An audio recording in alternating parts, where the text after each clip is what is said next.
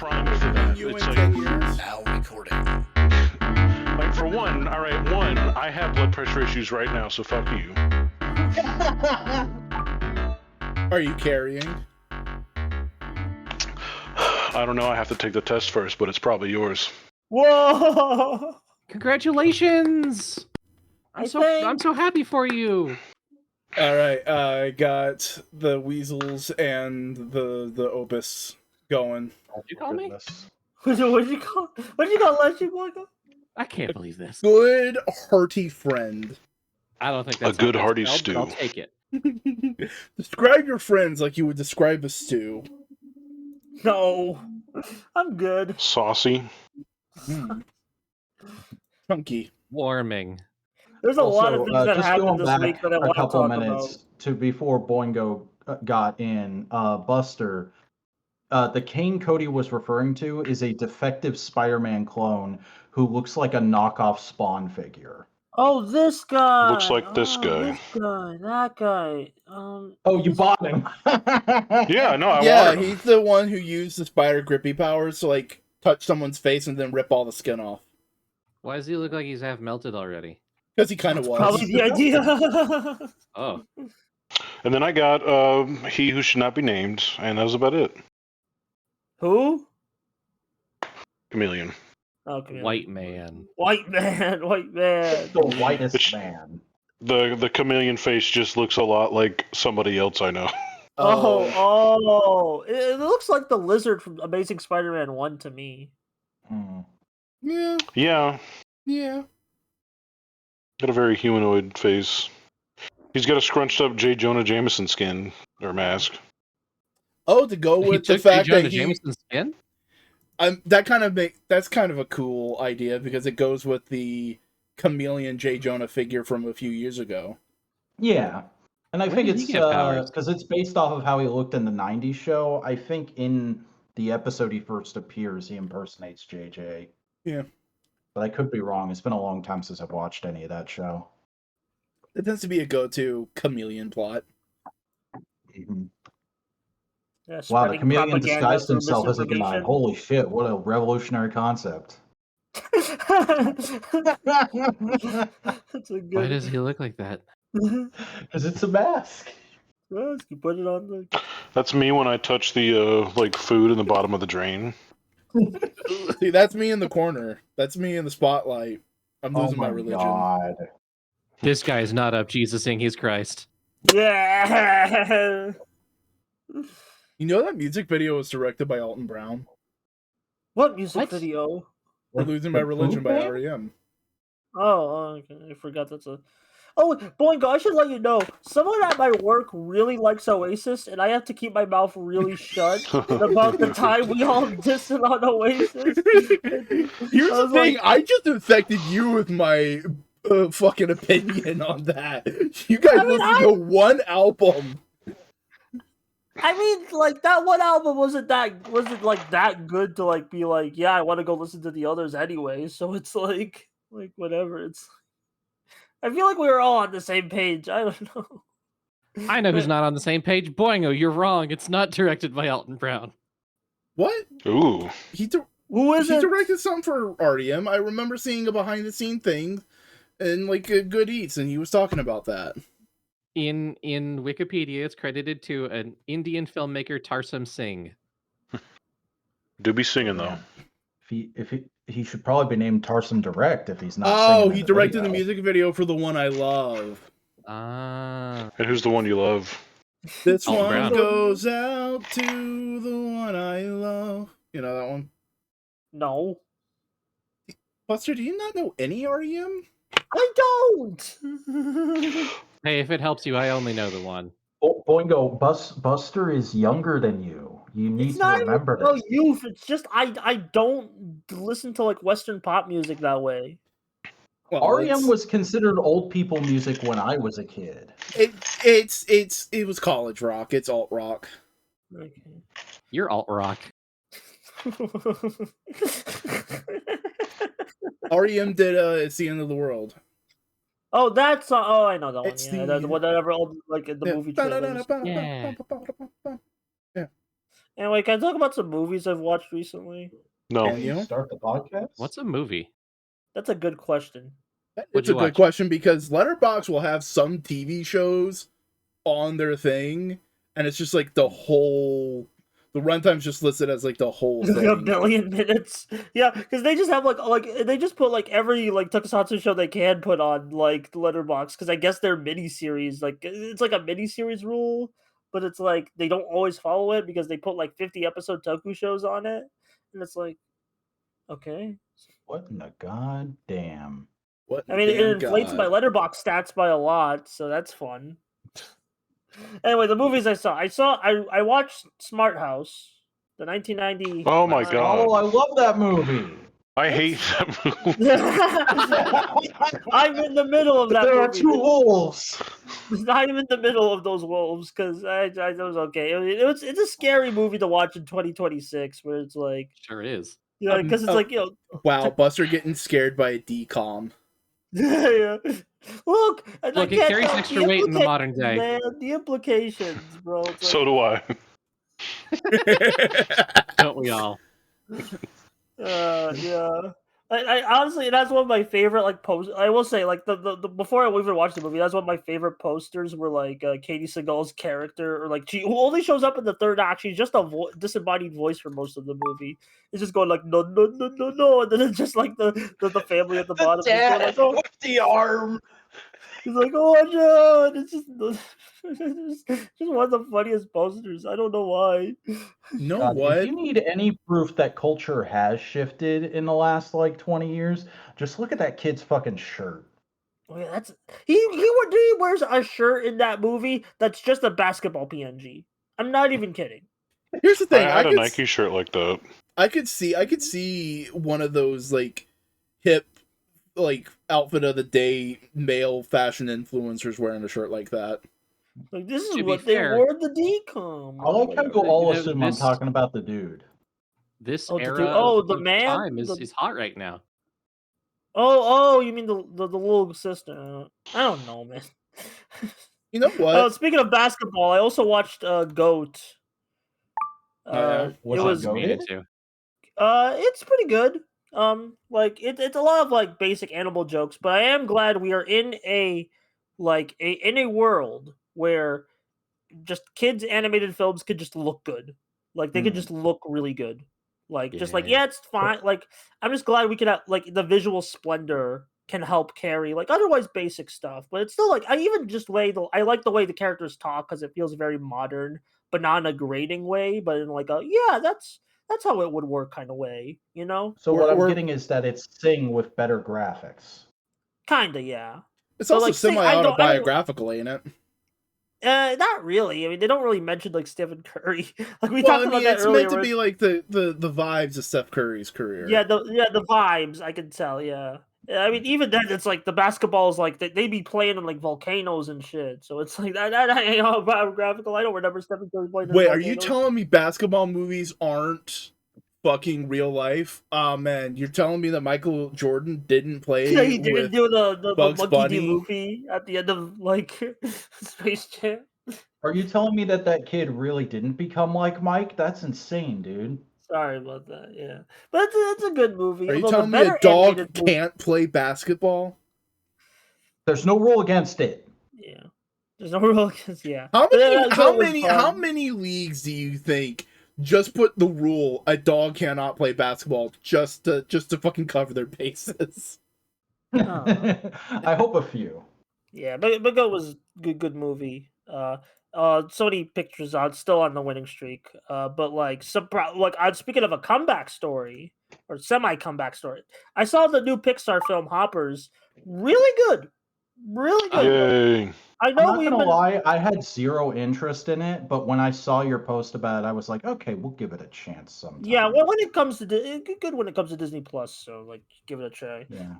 Okay, too Buster, will may engage I with may people I give you are. my brief little conspiracy brain thought about Hoppers that I need to Sure. just say? Yeah. So you're telling me that a character who is in one form or function a robot is engaged with the wilderness of the Pacific Northwest? Wild Robot. Yeah, that's a joke. Yeah, I was making comparisons too. Like there's moments of It's this film Bug's Life situation. Yeah, like Bug's Life. Yeah, yeah. It's also probably. I'm gonna I mean, put my apparently brain they've in been another like. creature's body. Avatar. Yeah, I mean, they literally name drop Avatar in the trailer and the movie. So, but I will say, they like from my understanding, this has been in development for a while because Daniel Chong, the director and also the creator of one of my favorite Cartoon Network shows, Weird Bear Bears, he would posted like a 2D animation pencil test from like 2020. It's like from 2020. I need to go find it because it was on like a server I'm in. Let me go. Honestly, like, 6 years seems like a reasonable Yeah, it's a reasonable development time for an development to anime like movie. full feature.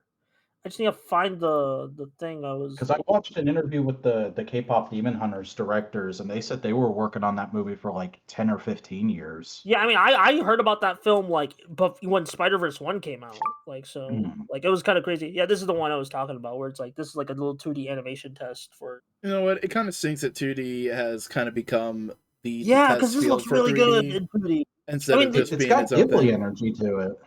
Yeah, like, it's just a test, but it's still like, damn, why? Like that would have fit. I mean, I liked what the film looks like now, but it's like that would have been fit. And like, I will say, I don't want to spoil the second half of the movie, but there's a thing that I'm like, oh, they went there. They actually went there, and like, yeah, you can kind of justify it where it's like it's not a person, but like, oh, that's pretty interesting, and like the both the comedy and the drama just really I On-screen love child death this time, feeling as bold as early 2000s Power Rangers, huh? You'll see when you get around to the movie. Yeah, Hopper's good. I need Pete Docter to shut up his mouth. Like any minute now, you're making look, man. I enjoyed one of your studio's movies. Shut up! Don't say words. I think I might actually shove that guy in a wood chipper if I ever. Yeah, he's not At least down the stairs. Yeah, at least not the stairs like first. Because dude, May I make a suggestion? Down an elevator shaft. Hey, happy middle ground. I like it. Can I tweak that slightly in the direction of down an upwards escalator? Yes. Okay. This is good, but yeah, those are the movies I saw this week. Good movies. The minute we forget to say in Minecraft, so we're saying in Minecraft right now. Minecraft, yeah. In Fortnite. I mean, there is a Hoppers thing in Fortnite, but so for some reason they made a skin of the lizard who doesn't even like speak that much, and he's not even that big. Like you see that lizard on the corner of that bear, like he doesn't. Somebody probably just liked him. Well, I guess isn't that the lizard from the meme that was going on? Yeah. Yeah, the internet loved him. Yeah, I guess. Did the internet love him, or did the internet get him? I didn't notice until now that most of them have crowns. Is that a thing? Those are kings of like animal kingdoms of like different parts of the animal kingdom. Okay. So it's like yeah, that's the Fortnite skin. I don't know why they made that, and like the beaver had to be like a backblagging accessory. And I kind of like it actually. It looks like it could just be a mascot suit. Yeah, it is it's fair. One step away from a Kermit. Yeah, it's one step away. It's probably just an easy remold. Legally distinct, as they say. Yeah.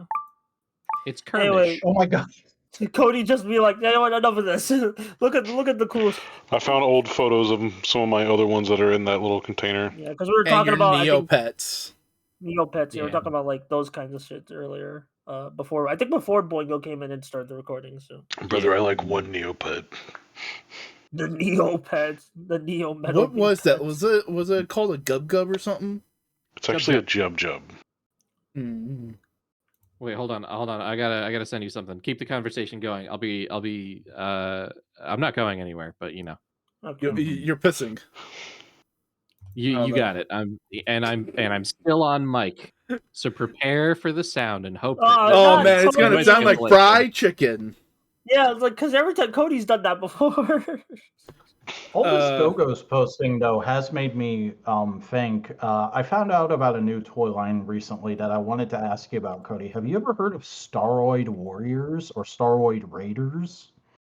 Staroid Raiders, is that one of those like bright color, cheap plastic toy brands? Is it like is it a bunch of little guys in planets, or am I thinking of something else?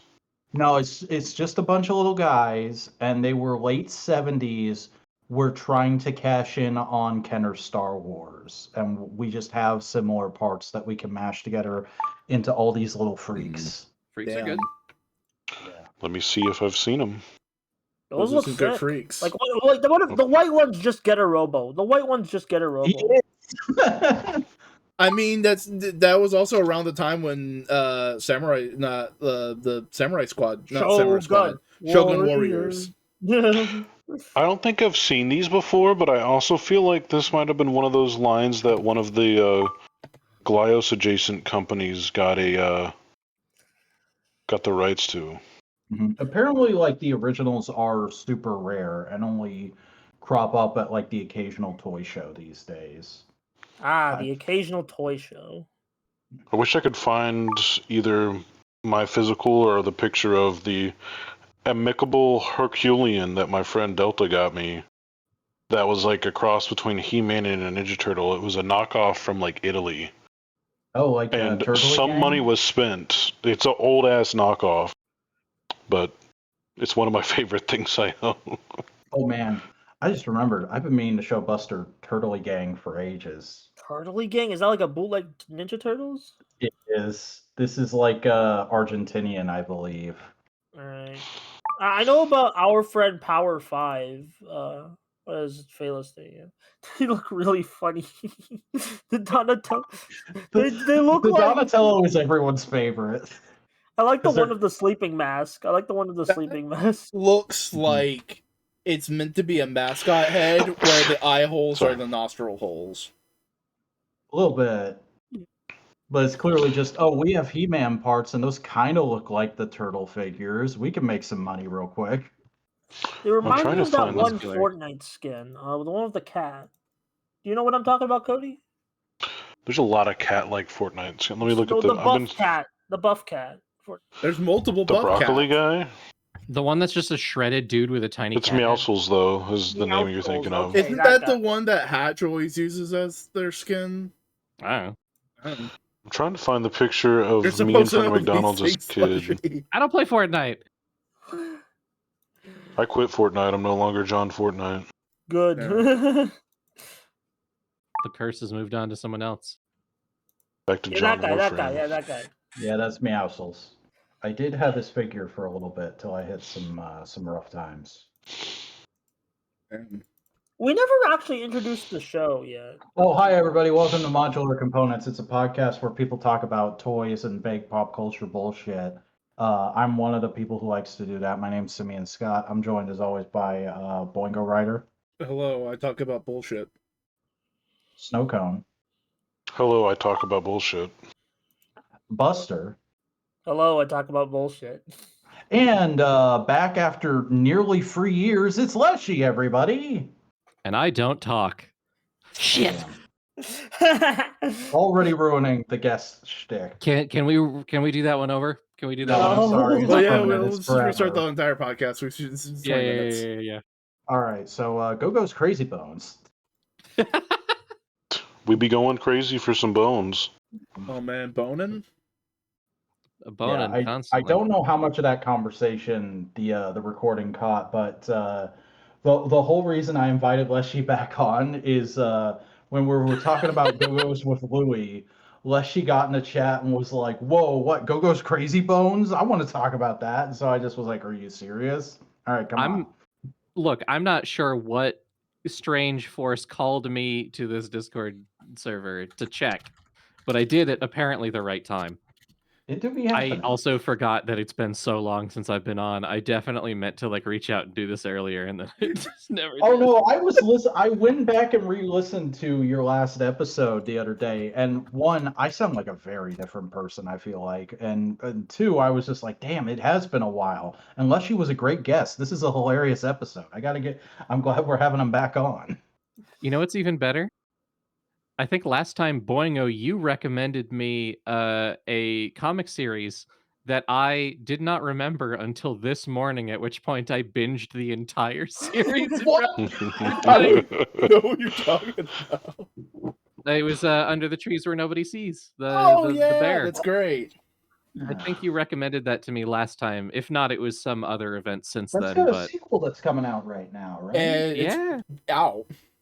yeah, it's had a second run of 6 issues. And Holy she also fought guacamole! the What a Joker. series! It went from like small town serial killer to like Dexter, I guess, Yeah. minus the cannibalism. Wait, no, A Dexter natural didn't do evolution. cannibalism. No. But yeah, no, the main character from Beneath the Trees fought the Joker. Yeah, Oh, yeah, a little bit. DCKO? Yeah. And a real canon thing that happened. Mhm. Didn't DCKO like end like recently? Yes. I think it's it like just ended. Yeah. I've heard good things about it. It's just it was a lot of things to try and keep up, so I didn't try to. Mm-hmm. It's also weird because like it was heavily tied into a couple of regular books that I did like, but I was also just like, I mean, the whole premise of the event is just people fighting each other. That's not for me. Buddy, Yeah, I don't know how to tell you this. That's just a tournament arc in anime. Yeah, I yeah. know, It's like, I know, and you wonder why I'm not a big shonen fan. You wonder why I stopped. Shonen. You wonder why I always stopped watching Naruto right around the Chunin exams. Oh my god, you have just said sacrilegious things for the anime community. I know about Rock Lee dropping the weights. I've seen the clip. I can't sit through all those episodes. Didn't you? Aren't you like in the manga though? Like, Oh no, that's how I finally got past it. Is I read the manga and I got up to the Gaara rescue arc, and then I had other stuff happen, and I haven't read it since, and that was like 4 months ago. Oh my god, isn't that just the way though? You get to a good part, you get distracted, and then you never go back. Or it's been so long that when you go back, you're like, I should start from the beginning again, and then maybe you get 10 chapters past where you were. Yeah. That happened to me a few times with My Hero Academia. Oh Yeah. Yeah, I have actually done that with My Hero Academia. I've tried to read it twice. Didn't I couldn't do it. when early AF didn't Boingo make you read that sim? Oh yeah, no, Boingo got me into it, and then I read I think up to volume 9. Yeah. And then I stopped reading it, and then recently I tried to read it again, and I didn't even get close to where I was because again stuff happened. It was the same stuff. See, I think I just situation not I didn't want to keep reading. It's just life happened. I think I stopped reading right around My Villain Academia, that arc. Mm. I stopped around after the Overhaul arc in the anime, and then I just read the manga. Yeah, I couldn't get into it. It didn't That's get fair. me. I hear Vigilante might be closer to my realm of I think interest. people overhype Vigilante because it's kind of more of the same. I don't think it will change your mind about the real show because it kind of people are like, oh, Vigilante is so much better. It's good. It's just unless you're already invested, don't bother. Yeah, That's I'm good kind to of know in that for realm. me though that people are into Vigilante because I saw an SH figure art for the main character get announced a couple weeks ago, and I was like, I thought people hated that franchise. Now, why are they making figures of the spinoff? No, people don't hate the franchise. People hate how the fans reacted, and that turned a lot of people off. Yeah, and it's like people have their critiques, but it's kind of people, especially towards the end of the anime, people are like, yeah, that it was fine. We were people go through ups and downs with things all the time. So there was a month where the ending wasn't totally satisfactory, but then the bonus chapter happened when the Tonkabon which is getting came out. adapted soon. Yeah. That's like an OVA thing. No. I hit enter too early. Leave me alone. On a similar note, I am actually most of the way through the novel I've been reading, so that's good. What you reading? I'm reading Snow Crash. Snow what? A classic. He has discussed it on the podcast before. What the fuck is that JJ the Jet playing? Well, trying to find a very specific photo I found. That looks like if your dad shaved his goatee. Yeah. This is awful. Oh no, not jump on the ball. That's the best thing I've ever seen. I love that so much. It came out better in the final product, but apparently I don't have a picture of it or the sticker itself, so fuck me. Damn.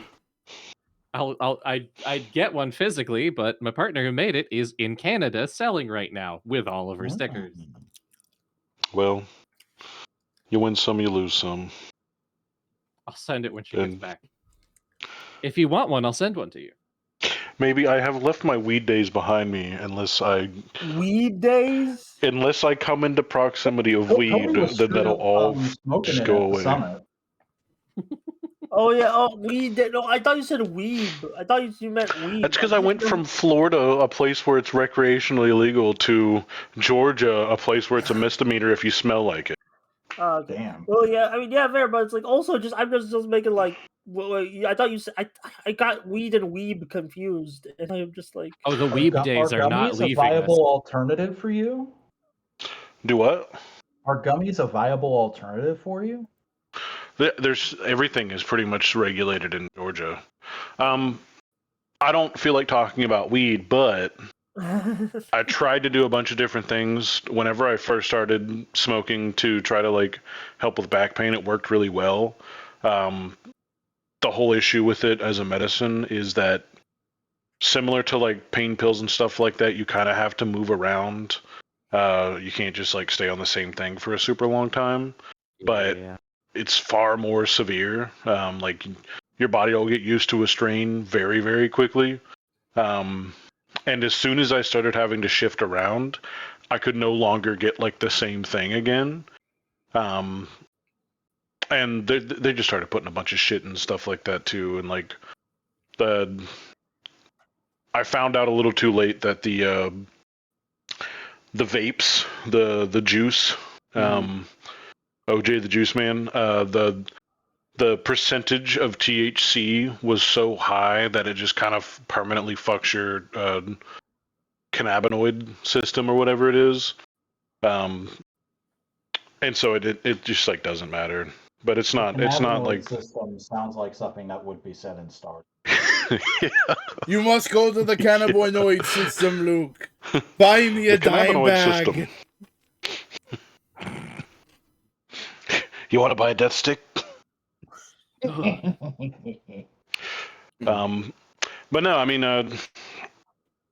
yeah, I just haven't bothered since then. I probably couldn't smoke in this apartment. I wouldn't smoke in the apartment, but like I probably couldn't smoke on the back porch either or anything like that. Like it would be even harder. It's fair. And gummies just like my experience with gummies was like either they'd be pretty all right. They all taste like absolute dog shit. They'd make me almost shit my pants. What doesn't?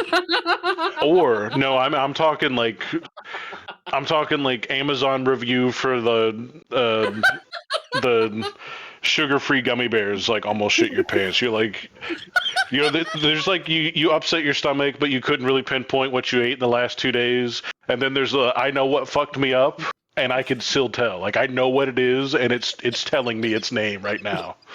Like. We broke it, Leshii.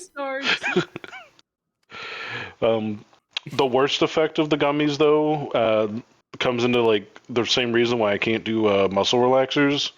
I was prescribed muscle relaxers to take at like 8 o'clock at night, and if I take medicine around 8 or later, my stomach holds it until the next fucking day, and then like tries to digest and release it. I found out the hard way about muscle relaxers whenever I was driving back and forth between Gainesville and Palaca, and I was passing out on the road. And I couldn't figure out what was happening. I'd be up for like an hour and 30 minutes. I would have drank an energy drink, and then exactly around that time, my stomach would start being active again, and it would start processing that. And it hit me instantaneously. It was so hard to control that like my option was either take it before I drive home from work, which beforehand, like while my stomach is still active and I'm still awake, I can process things in about 45 minutes, which is the same amount of time it takes for like edibles to hit, but like, so it's just like too hard to gauge on that. And so edibles would do the same shit. Like I remember when I worked at Allstate, I went into work one day and I didn't know what the fuck was going on. Cause like my face was high, I guess is the best way I could put it. Cause like I got incredibly like I was like squinting really bad. Like I felt really weird. I didn't have like the full effect of being high, but I had like a lot of the effects of it. And like I realized what was going on, and like being high at work when you're not expecting to be high at work is never something fun. Unless you have a fun job. But when you have a job that you have to like talk about details to somebody, like the whole time you're like, all right, how am I gonna not seem like I'm high? The fire took your whole house on. I'm saying like you're high and you're just like, oh really? The fire took your whole house on. Yeah. Now that place also tried to encourage me to drink on the job, and we did a lot. Oh, wow. Like my boss handed me a Bloody Mary. I had my first Bloody Mary while I was on the call with a client. Did you enjoy a Bloody Mary? It was nice.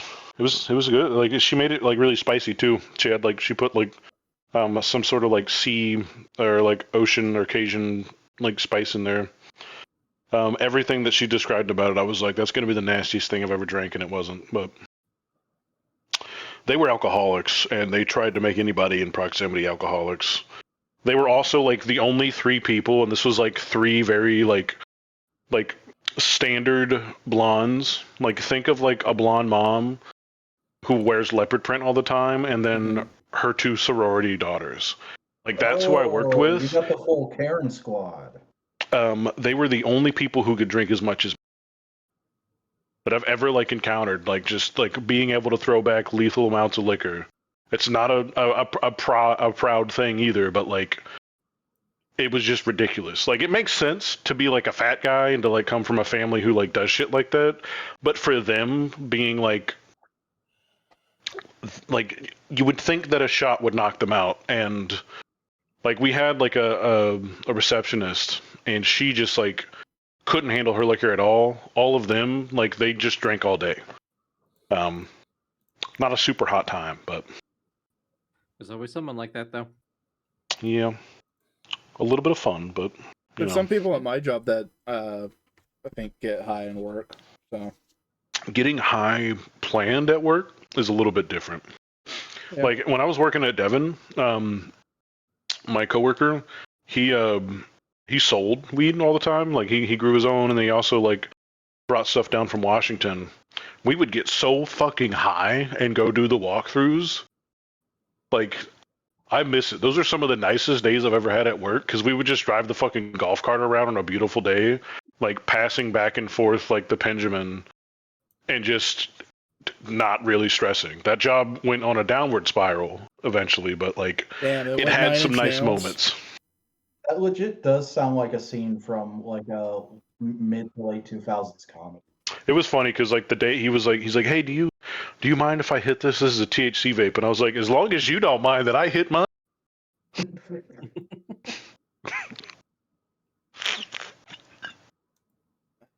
I think that shouldn't even be a thing, by the way. Purely because of how strong they could be and how accessible they are. They just don't need to exist at all. I remember one time that when I was working at Cricket, my friend he like handed me a pin to hit, and I thought it was a THC pin, and it was a dab pin, meaning like the other type of pin. And if you don't know what a dab is, it's that movement you do with your arms.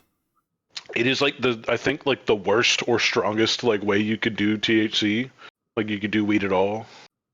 There might be some other way, but like the 2 times I've interacted with dabs, I've like it's sent me so far.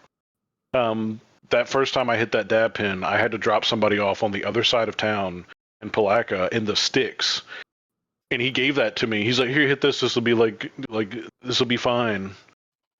And I was like, oh sure, it's like just like a THC pin. Like those are usually pretty good. I normally get like a little bit going with that, and it's just enough to like calm me or something like that. It's nothing like severe.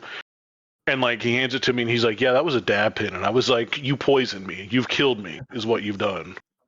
You've signed my fucking life sentence, and it's over right now." The first time I ever hit a dab, somebody presented to me a 8-inch diameter disc of yellow and orange dab, like a yellow dab patty. That is such a fucking insane amount, by the way. That is like a massive amount of like dab, like whatever, just like an 8-inch disc of it, and it was thick too. It wasn't like flattened out correctly. And he gave me a, not like a dab pen, but it was like a metal tube dab thing where you heated the tube and you like just hit a little bit of it. I cut the disc in half. And I knew I fucked up when I looked at him after doing that, and he looked like he had seen a ghost, and I was like, what am I in for? Like, what's going to happen to me? I just went home and went to bed. Like, I took like 2 minutes and I went home and went straight to bed because I was like, I'm not here for it. I'm not doing it. Get it out of your body as soon as possible. So, probably don't do dabs. Definitely avoid all pins. All right, what other drug advice do you want to give us, Cody? I don't know. I haven't tried mushrooms yet. Have you done DMT? No. I don't know why, but I feel like you wouldn't. From everything I've heard about the mushrooms, you would be the kind of guy who would enjoy them. I tried to twice, but they ended up not coming through on bringing us some mushrooms. I'd love to. I used to be afraid to because I was always told that you had to be in a good mental state to do that, so I was like, I'd just never do it then. But I don't know. I definitely would if it was around me, but I don't. Like, getting away from art school has also caused me to be further away from all the people who had the good connections. Yeah. And they are 100% related, without a doubt. Like, oh yeah, I knew people who grew mushrooms. Like, I used to just be surrounded by stuff I could get, like, whatever I wanted, and I just never really... But so you haven't done peyote then? I would. Does this man look like Grant Morrison? A little bit, actually, yeah. I feel like I would like to go back to just, like, smoking weed. Just, like, the actual act of smoking weed. A lot of, like, some of them are just truly enjoyable. The issue is that I think that some people can have, like, if you have an addictive personality, it could fuck you up. If you don't have really good control over it, it could fuck you up.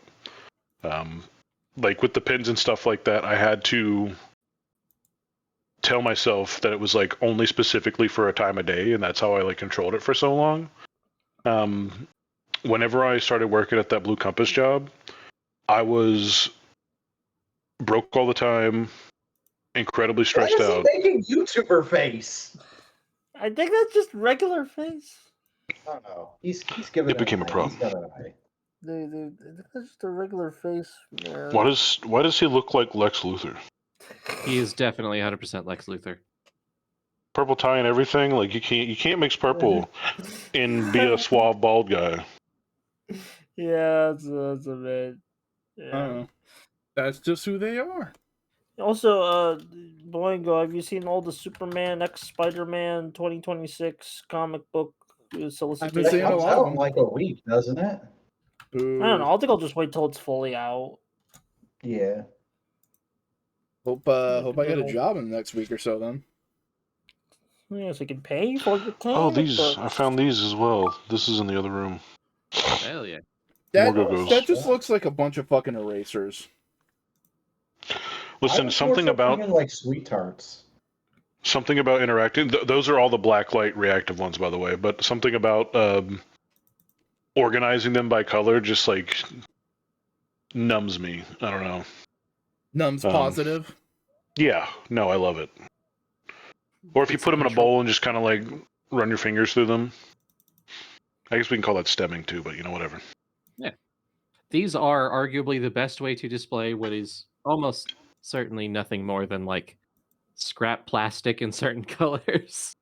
Really, Yeah. there is not a lot of difference between this and the little beads that any plastic maker gets before, doing injection molding. It's just the simplest possible creation, but they got sauce. Something about the density. Yeah.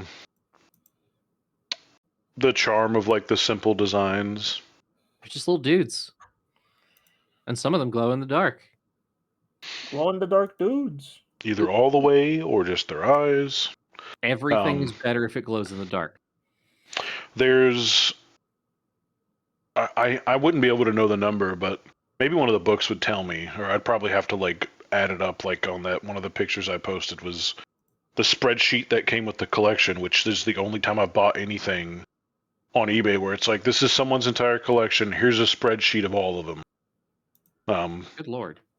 I updated it with my own numbers, but then I skewed those numbers so greatly that it doesn't matter, I have to update it again. But there is toothpaste colored ones where it's like more of a toothpaste aesthetic. There's clear ones, there's ones that look like they're carbonated, there's pure clear. There's so many different like color variations. That's another thing that's like interesting about them. And like that's what made I remember being interested or being excited. Like this is, I guess it would be back in the 90s. The only things I could remember are like playing the PlayStation 2. My stepbrother was playing like Budokai 1 or some shit like that. I was down in Stuart, Florida, which was where my dad used to live when I was a kid. And Tech Deck was everywhere. And it was like its prime, like Tech Deck, like back when they used to do the World Industries crossovers and stuff. Yeah, like, buddy. I still have some of my handboards from those, but like I never knew how to do them. I just put them on display. Anyways, I would get excited about like opening the little blister packs and just I didn't even care about getting a double because you would almost never ever get a double of the same color. You can get the same character 5 times, but they're all going to look completely different. There's also ones called Whistlers. I think Whistlers is the official way that they refer to them, but like they're ones that have little holes. And I think they started by just having like mold defects, but like they purposefully put little holes in there and you could like blow through them and they whistle. Huh. They kind of just have buttholes is what they really do, but like more toys need functioning buttholes. Oh wait, I gotta pull up the image. Pull up the butthole. No way. Pull up hole. Post hole. So Buster, it's time for you to show hole. wait, I need to find the proper image before I go into my explanation. Buster, it doesn't take that long to post hole. No, it's a toy. It's a toy hole. You're a toy hole. Probably. Those are guys. toilet? Oh, I love that one of them's just a toilet. Oh my god. Another one of them is just Kane from the Amazing Digital Circus. They were a lot like that, actually. Oh. They loved Smiling Guy in Hat. Who doesn't love a smiling guy in a hat? I will say that personally, the art of the old Gogos I don't like. Even though it's connected to them. Like I don't like the art. Because a lot of times it shows the characters in full color. Yeah, I love the sculpting though. Okay, I can't find the specific image I'm looking for, so you're gonna have to trust me on this. In the current Tokusatsu series, Super Space Sheriff Gav on Infinity, the collectible gimmick, Emo Gears, I swear to God, they have butts on the back. They have little butts on the back when you. You couldn't just look for a YouTube video and take a screenshot? Some of the Gogos have butts. Images. Hey Cody, I'm gonna blow your fucking mind. You have a butt. It may be small, but you have a butt. I mean, butts are not an uncommon thing in toys. Yeah, even in modern day, you can go to any unreputable independent toy industry site and find plenty of toys with realistic. Yeah, I mean, all you have to do is go on third-party- eBay and search Garage Kit. You get a lot more than butts. All right. You get some poopness and some penis. I was trying to look up a specific toy and I foolishly googled it wrong, but No, you know, it's, if you want more it's toys with Bad butts, Daddy. Is that just a mummy with a What? butt for a face? What? Oh, yeah, Oh, they toot. that's a 2000s ass. It's Literally. actually, let me tell you from when it is, because they were in GameStops and stuff. Of Oh, course, the they were. GameStop in our hometown closed down. Oh yeah, they Oh, closed really? a bunch of GameStops out of nowhere because the company is like hemorrhaging cash right now. Yeah. No surprise You there. want to know what took its place? What? Weed dispensary. I mean, they are literal like the hermit crab level vermin. Where they'll just take any fucking shape. They'll just get right up in there. They're only a couple years old, but I posted this because apparently the company is Wowie, but if you didn't know that, you would just read Wowie Fart Launcher 3000 Buttheads Blaster Gun. Like wowie, they made it. Wowie fart launcher. You can't get me to stop saying wowie to my fart launcher. Isn't that the company that makes the fucking inflatable boxing glove things? It might be. Sock 'em boppers. Yeah. Bob 'em, sock 'em, dock 'ems. We ain't calling them Dockums. What, you don't want to dock them with me? You don't want to dock them? Ain't nobody docking on the modular components. All right, here. Wowie here's made the more Rebo concrete Sapien. image of the Emo Gear. Oh my god. That's a Yeah, butt. like some of them have tails. Some of them have tails. So it's like, And all of them are super important to the function of the thing. I mean, yeah, kind of. They're Yeah. Like, structurally it gives them character. integral. It gives them character. Gives them It's not the character. same without the buttholes. Yeah.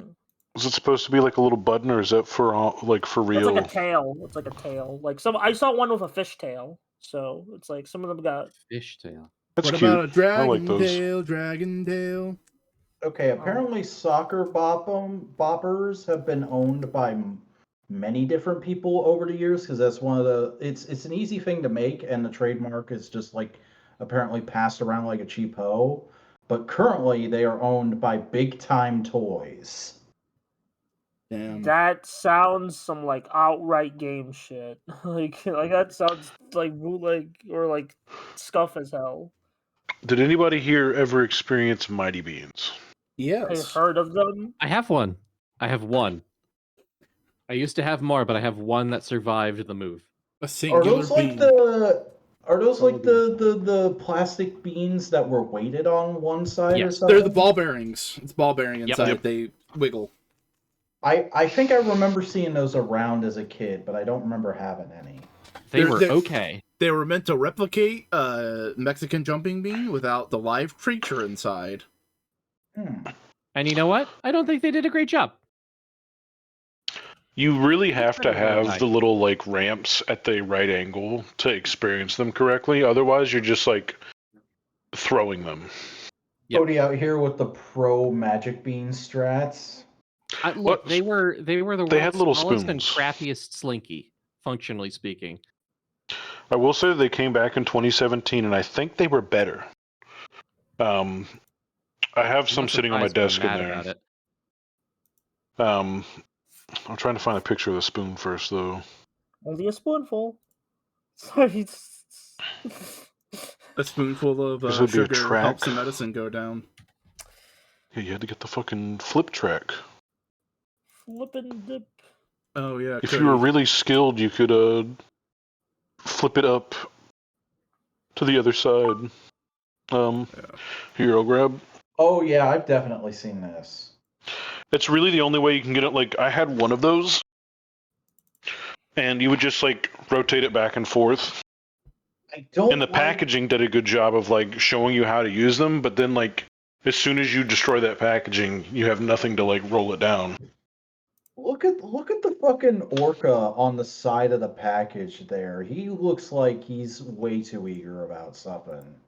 That's how most of them were, actually. A lot of them had this kind of like weird, There's a gross out to them. a lot of them were wrapped in the throes of euphoria for Yeah, some reason. yeah, he kind of looks cock hungry a little bit.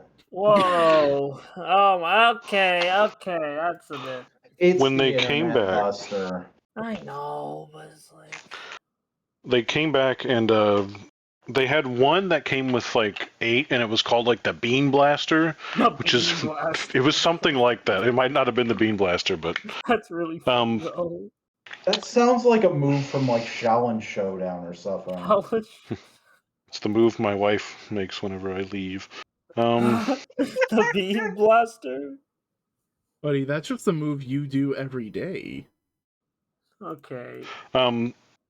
But I will say that they did a couple of Why does that look like a Seth MacFarlane character, Leshii? It looks like the Gravity Falls like kind of pig. It does. It looks like Waddles. There's only so many ways to draw a cartoon pig. True.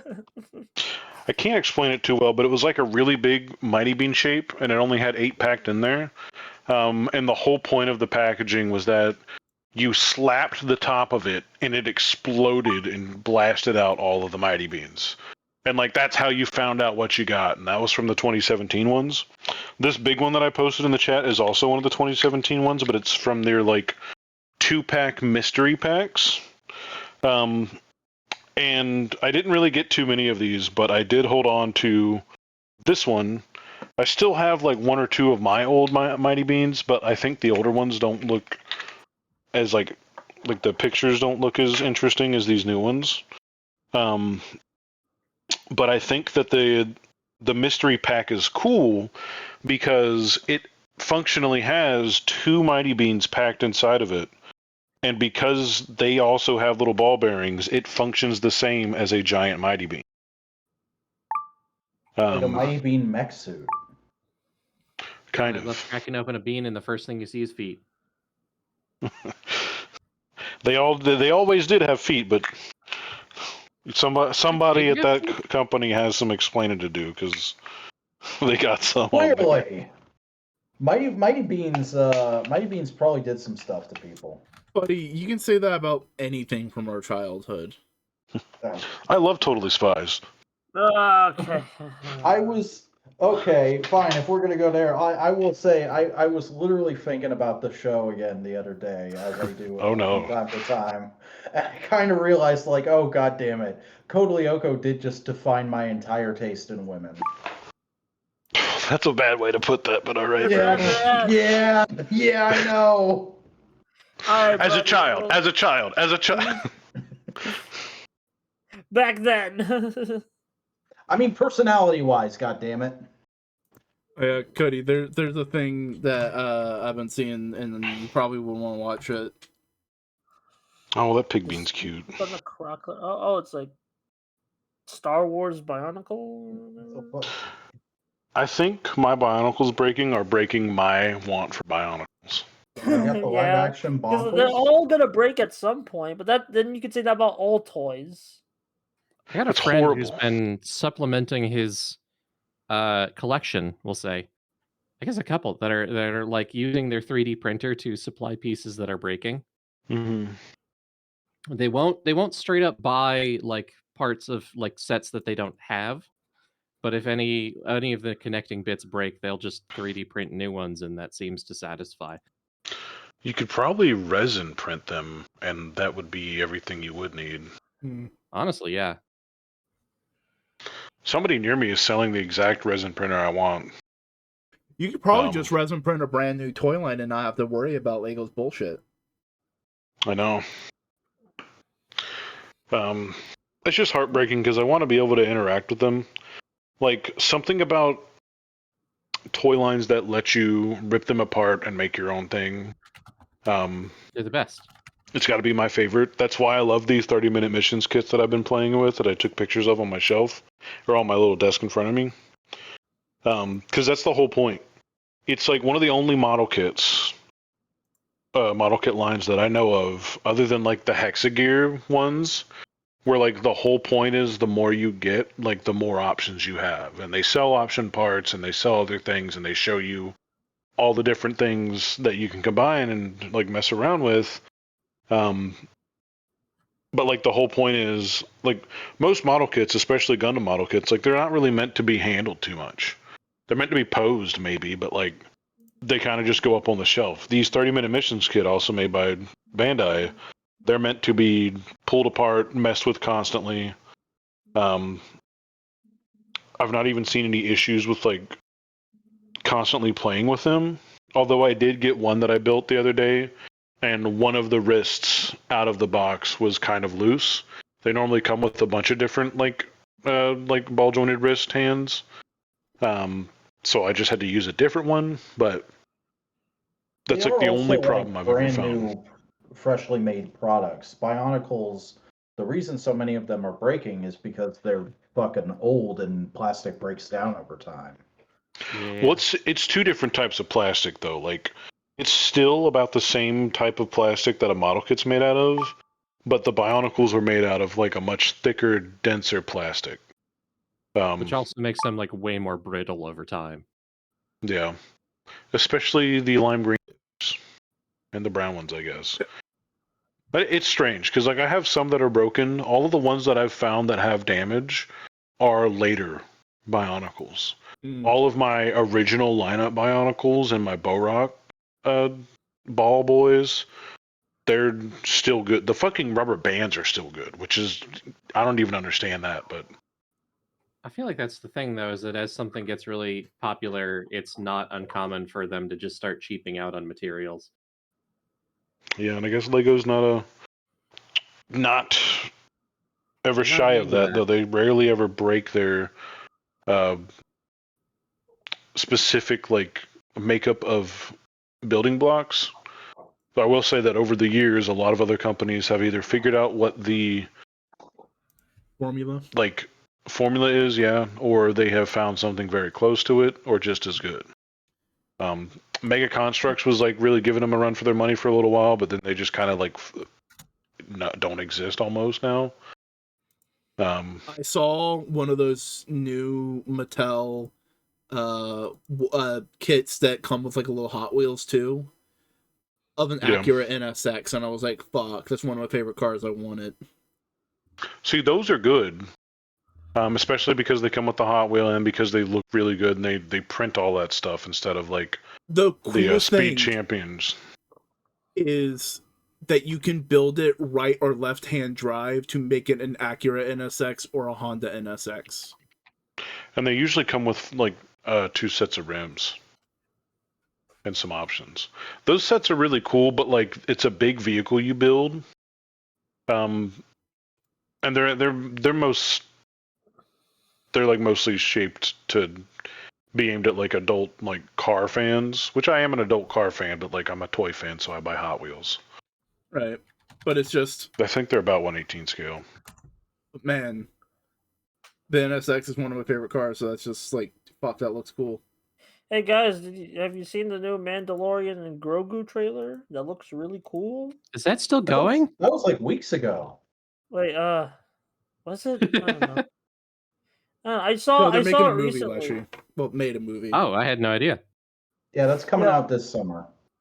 Is it about the Mandalorian or is it about Grogu? It's about both of them. Both They're of them. going on a funny little adventure. I guess they're together. kind of inseparable, aren't they? Yeah. Did you know that Zeb Aurelios is going to reprise his role in The Mandalorian and Grogu? There's Look, also I just wanted an Buck excuse Jabba to share this the really Hutt funny in the trailer. I just His name is Stinky. I just Jabba the really Hutt's wanted an actually excuse to share son. the Martin Scorsese alien from the trailer. I just wanted an excuse. It's actually Rada the Hutt, but his nickname's Stinky by Ahsoka. But he's buff. His one previous appearance. He's a little baby in that appearance. I'm excited for that movie because it really seems like it's going to be a lot of like deep cut lore. It really is like Glup Shido the movie. Yeah. Well, like, even then, Which makes like it very weird to be putting that in theaters as like the big Star Wars thing for the year. That's fine. Know. Yeah, that's what I want. Yeah. I know that's what you want, but is that what Joe Public wants? I don't give a fuck what Joe Public wants. Simeon, I say this in all genuine honesty. Looking at what Joe Public wants with Star Wars is how the fuck we got fucking The Last Skywalker. That's midichlorians, baby. This is true. You agree. I agree. But of course I agree. I said it. Money is a thing that these movies need to make. Who cares? Burn The the money. Mandalorian will still be fine. It's gonna make money. Burn the money, man. I Just hope like so. who cares? I Like really kill the do. executive in your head and just enjoy cool art, you know? To be fair, I think we're also at a point where like the TV shows probably make more money than like a mid-tier movie anyway. So if they just make the movie for the sake of fans who are like a guaranteed market who will pay, And then it's like it just the gets show more will- money on Disney Plus and DVDs later, so Plus, there's also the fact of the like company will make it all back on the show. Filoni's now the guy in charge, so yeah. That's true. Also, Baby Yoda sells Yeah. nonstop. I was like, Yeah. people be like, It's oh, the there's merch, a Baby really. Yoda The merch. It's leader? like a fad. It's still strong. There's a Grogu Furby, Ooh. and I have to stop myself from grabbing it because it's God Very damn it, different Cody. reactions there. Well, here's the thing, Cody, you would also be the kind of guy who would get a custom long Furby, wouldn't you? Yeah. yeah. I still have my original I just giraffe think the movie Furby. looks neat. Like, I don't really care about like Glub Shido or like whatever people like want to think about like the Star Wars. I just think it just looks fun. It just It looks does. like It looks like a fun little adventure. yeah. I misspoke. It's not a Furby. It's a Furblet. Also, for the benefit of Leshii, because I get the feeling Leshii has no idea what Happiness is. This is Rada the Hutt in the Ugh. Clone Wars movie when he was a little baby. Wait, that turns into Chimp Man? Yeah. Yeah, That- that turns into the guy from the bear. Buffman. Yeah. That's him as an adult now. Guy like And Also, dual while we're on the axes, bro. subject, That Black series is gonna go crazy. Jabba the Hutt is pregnant in this scene. Is he? Aww. Like, Well, like I mean, the Hutts are like they have gender, but they don't. They're all hermaphroditic, sex-wise, aren't they? Yeah. yeah. Who isn't? Okay, yeah. That's I- Loki. That's the thing that bugs me with the Digimon fans because they always go like, "Oh yeah, there's no gender in Digimon." It's like, no, there's no sex in the Digimon. They all have gender. Gender's the identity. Sex is the thing that's in the pants. Come on, guys, keep up. We're 15 years before the average anime fan can handle that. Yeah. Chainsaw There Man is has helping us been- get there, but we're not there yet. Yeah, and even then, people reject the message. So Yeah. there has been a muscular Jedi Hutt before. Yeah. He Oh, did thank turn God. evil and fat. As Well, one does. Aren't the Hutts kind of like the beholders of Star Wars? I don't know. I'm gonna need you to explain a little bit more about your thought process there. Beholders. D&D. Yeah. Do you mean as like franchise mascots, more or less? No, what I mean is like in D&D, the beholders are like a weird ass fucking species of thing that have a natural predilection for selfishness. Ah. Sounds like you're racist against Hutts. I mean, they are all like fucking gangsters and pimps. So You know, maybe Star Wars is always full of stereotypes, and we just didn't know. And we only noticed until. oh, really? You just now cottoning No. on to that, Buster? Huh? It's up there. Look, Star I'm not Wars. the biggest Star Wars. I've seen like the original 3 and enough to enjoy pod racing, and that's about it. You're more like a Star Skirmish. I'm a star You're a star. scheduled battle. Observer. You're just a star. That's what you are. You're I'm a star up Kim. in the sky. You missed You the cannot memo. call you're- yourself. You're a Star military engagement. I'm a star Email. war journalist. Journalist. That would imply like hard, like I don't know. Anyway, I'm always glad to see stories that scale things back from the war a little bit because I think Star Wars Yeah. as a text reads well into like the politics, but as like a spectacle doesn't do the politics very well. You And should I watch think Andor, the 'cause character that work does is a the lot more politics valuable insanely to well. me. I don't think I care about the Empire, you know? I don't think that matters to me anymore. I want to hear about the little guy. I think that's part of why Andor did so well. Well, I mean, the Empire is just America. And Yeah, and I'm Andor tired of it. is the first Star Wars show to like actually, or the first Star Wars anything to show what just an average person's apartment looks like in that universe. Yeah. It took how many years for that to happen? Too many. Yeah. It's like, Well, I mean, if you want to know, be technical, we did see the Millennium Like Falcon, Luke's and that's house. kind of van life. that is a Luke's floating house. man cave. Thank you very much. You say that like we it's have better. seen little tiny shitty places that people live in Yeah. throughout the Sure. Star Wars universe. Plenty That's of a times. really mean way to talk about Naboo. Naboo is like a fucking like palace on the surface, and then like a ocean palace under the water. Like I don't know. Then it's like a swamp in between. Jar Jar Binks would As he smoke should be. weed. Yeah. No, he'd eat weed. And I don't mean edibles. He would take a blunt and he would chomp it. In the 2017 Star Wars EA video game, Star Wars Battlefront 2, Yeah. one of the Wookiees that would spawn in, they all had randomly, or not random generated names, but they had given names. And one of them was Gay Cuck. I Oh think. no. Oh Why do no. we name these? Why do we give things names? Why do we give things names? You have to know what shit is, Buster. I know. We give them names to give them power. I don't Yeah, think I maybe want not that. everything deserves power, you know? Yeah, I'm not. I'm gonna go on record and saying I don't No want one that power. Wookiee should have all that power. Damn, does that mean there's a Kanye Wookiee? No! There has to be. And he's the only Wookiee who's big on the Empire.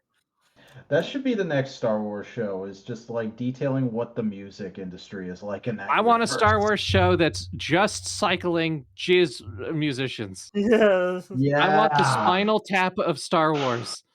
Listen, the Jizz Whalers have done so much for music. Unironically. I want I want the Star Wars equivalent of like a jazz retrospective documentary about the Jizz Whalers. I want to see them do a close up, like a 60 minutes with Droopy McCool. And I don't think he was part of the Jizz Whalers, but Max Rebo. You know, we got to get some Max Rebo introspective in there. You know, everyone Yeah. loves Max Rebo. I would go to watch that. I don't care about the big spectacle ones, but I would go to see the Jizz Whalers movie. When would you Mockumentary. set that in canon, though? Because Max Rebo is dead now. Oh, we can't No. do it before. Yeah, he died in a suicide bombing in Book of Boba Fett. Wait, what? That what? Gotta Nuh-uh. watch Book of Boba Fett to figure out. Yeah. I've got terrible news. The That was Star Wars real. fandom wiki shows him as past tense. Max Nuh-uh. Rebo was a male Ortolan from Orto. Oh. He was a Jizz Whaler, though. He was a Jizz Whaler. He was a Jizz Whaler. If you're wearing Maximilian a hat, Max take it off. Rebo. Maybe all that's take why a everyone few told me moments not of to watch silence. Book of Boba Fett. They didn't want me to like get sad when. It's one of the many atrocities of that series, if we're being honest. Dude, I didn't take it as him dying in there. He did. That is I what don't it think is. anybody survived that blast, dude. Max All right, Rebo did not die in the destruction, nor did he die in the Book of Boba Fett. Well, when did he die then, if this is referring to him as was? 3 years ago, Reddit, our Star Wars Cantina, Max Rebo is not dead. Oh, well, Reddit's always right about everything. All right, well, this documentary movie about Max Rebo isn't going to work if he's not dead. So can someone take care of business so we can get this, this filming on the road? Wait, Maybe we could put a bounty. We're gonna send the Cad audience Bane even know what after Max Max Rebo Rebo. looks like. He's blue. Yeah, wait, I'm posting the image right now. He has a brother named Azul Pantel. That is the That's- most that's- wrinkly ass. That is what Star Muppet. Wars is, though. Supposedly, he plays a secondary instrument with his feet. Yeah, I see some images like that. Yeah. Very little of it is being shown.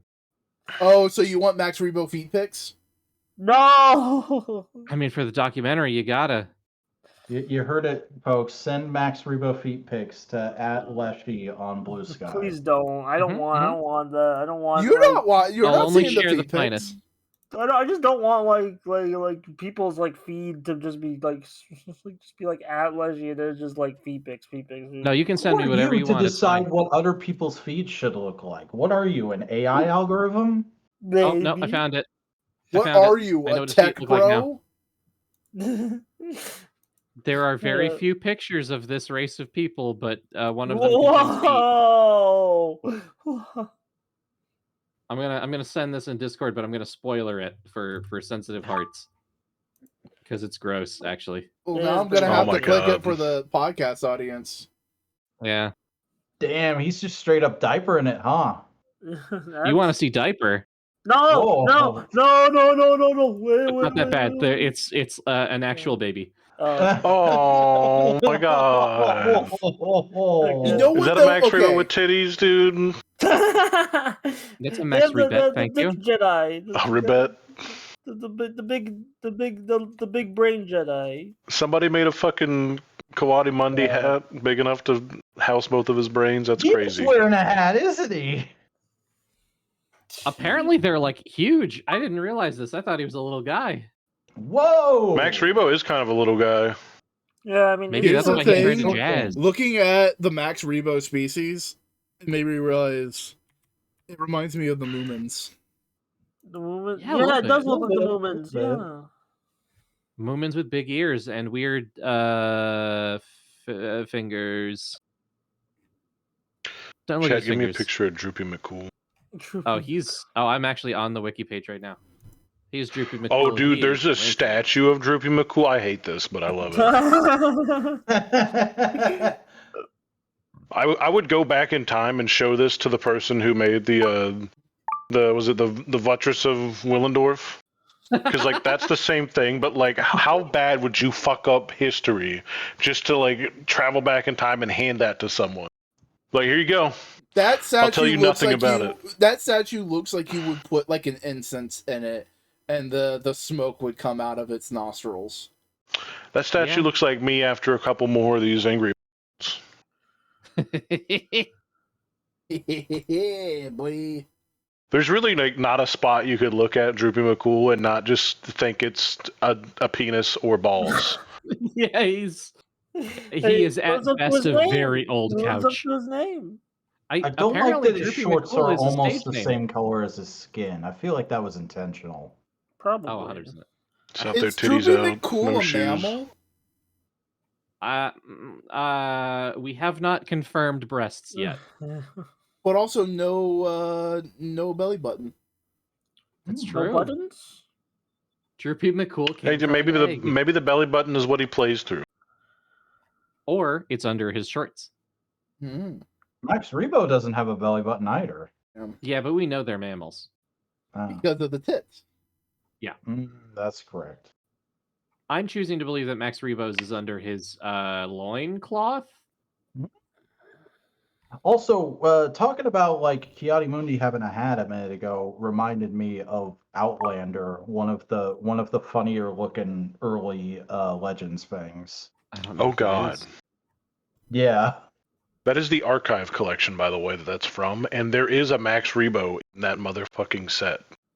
This is something. I don't know how to feel about it, but it's something. What's the name of the the one singer in Return of the Jedi with the lips? Snice Noodles. What?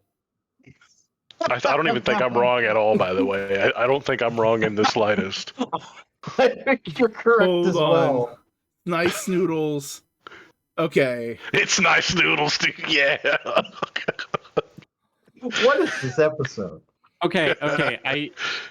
I need to. So this is why I couldn't find the character, because I searched the wrong thing. Oh.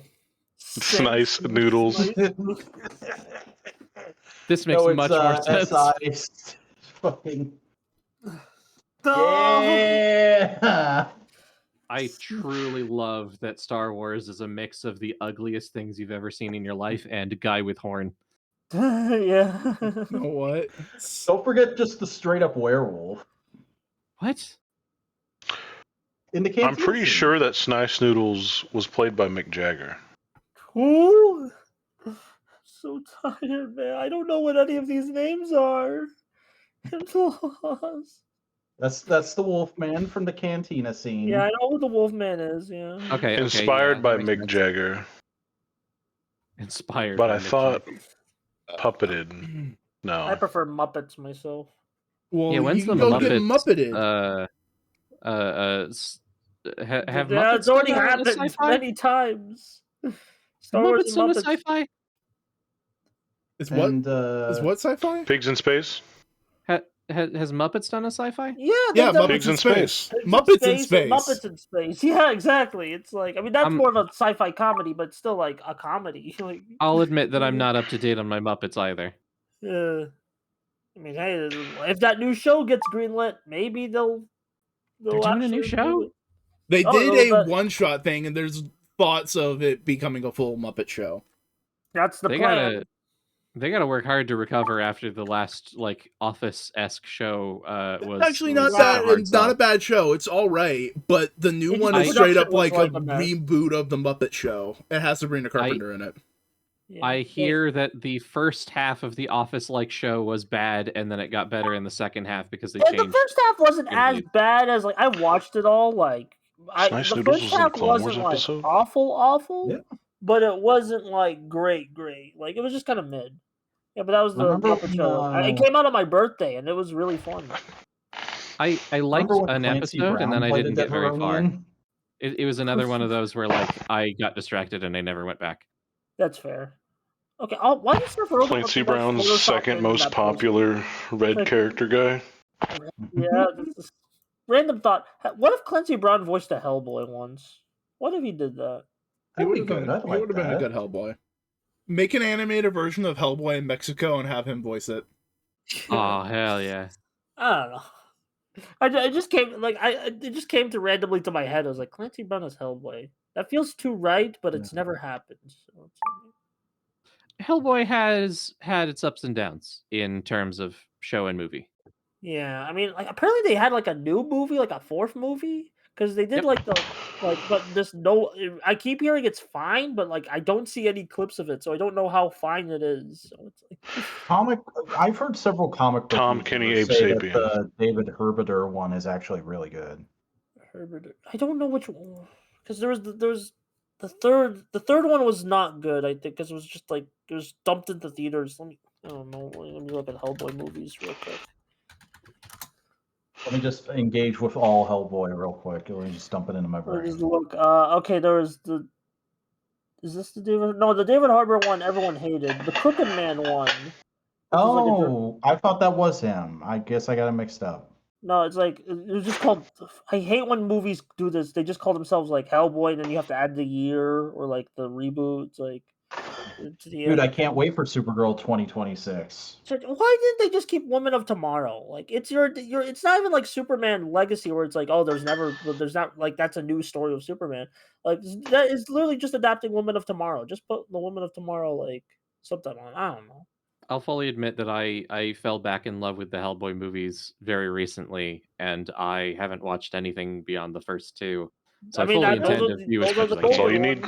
You could watch the animated ones; those are fun. I have got it all waiting on the home server. I'm gonna watch it all. I'm gonna get there. I don't care if it's good or bad. Hellboy's my boy. I don't care. You're gonna start helling your boy. I'm helling my boy from here to there. Ron Perlman has said he'd be happy to do him even if he's in a fucking diaper. The big problem fair, is just Mike Mignola didn't like that Guillermo del Toro was telling his own story. Apparently I they've didn't know about reconciled. Like that. they're chill. Like Yeah, but they may be chill personally, but I think there may just still be like there could be a Creative hump kerfuffles. professionally. Yeah. probably. I from reading a few things, Ron Perlman would do it again if Guillermo del Toro was the one directing it.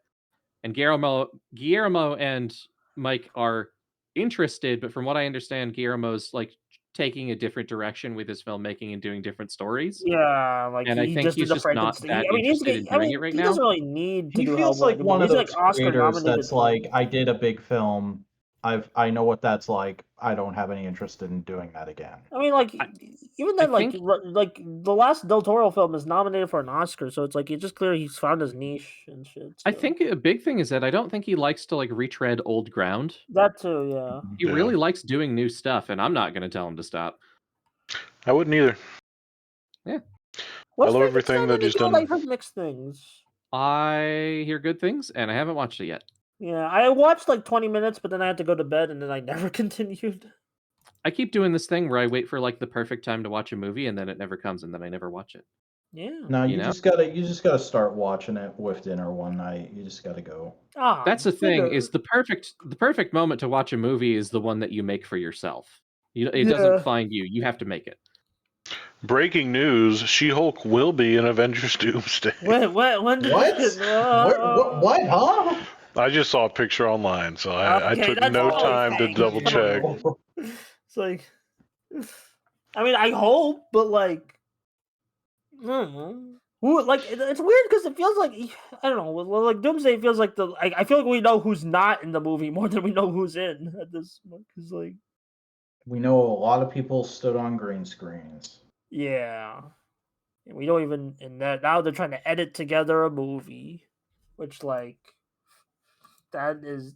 I mean, I like green screen filmmaking, you know me, but it's also like for like 500 throwing around all that money for shit post green screen isn't gonna like work out. I don't know, Buster. I think you should be very excited as a fan of animation. Yeah, like most. I mean, Marvel movies are mostly animated at this point, anyway. Just Yeah.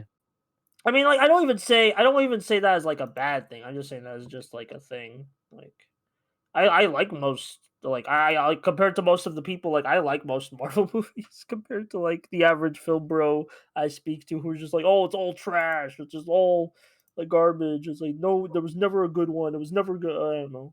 It's the same thing with all the products we like. It is a big corporate global flobble, but once you get in there and you look around, you can find people trying to make legit art within that tiny little box. Yeah. And then y'all bring me on, who is that kind of grouch. Sorry. It's okay to be wrong. This has been a very odd episode, I feel like, with Leshii here. Because we talk about this shit regularly now, but also I know like this is not the kind of thing you're into.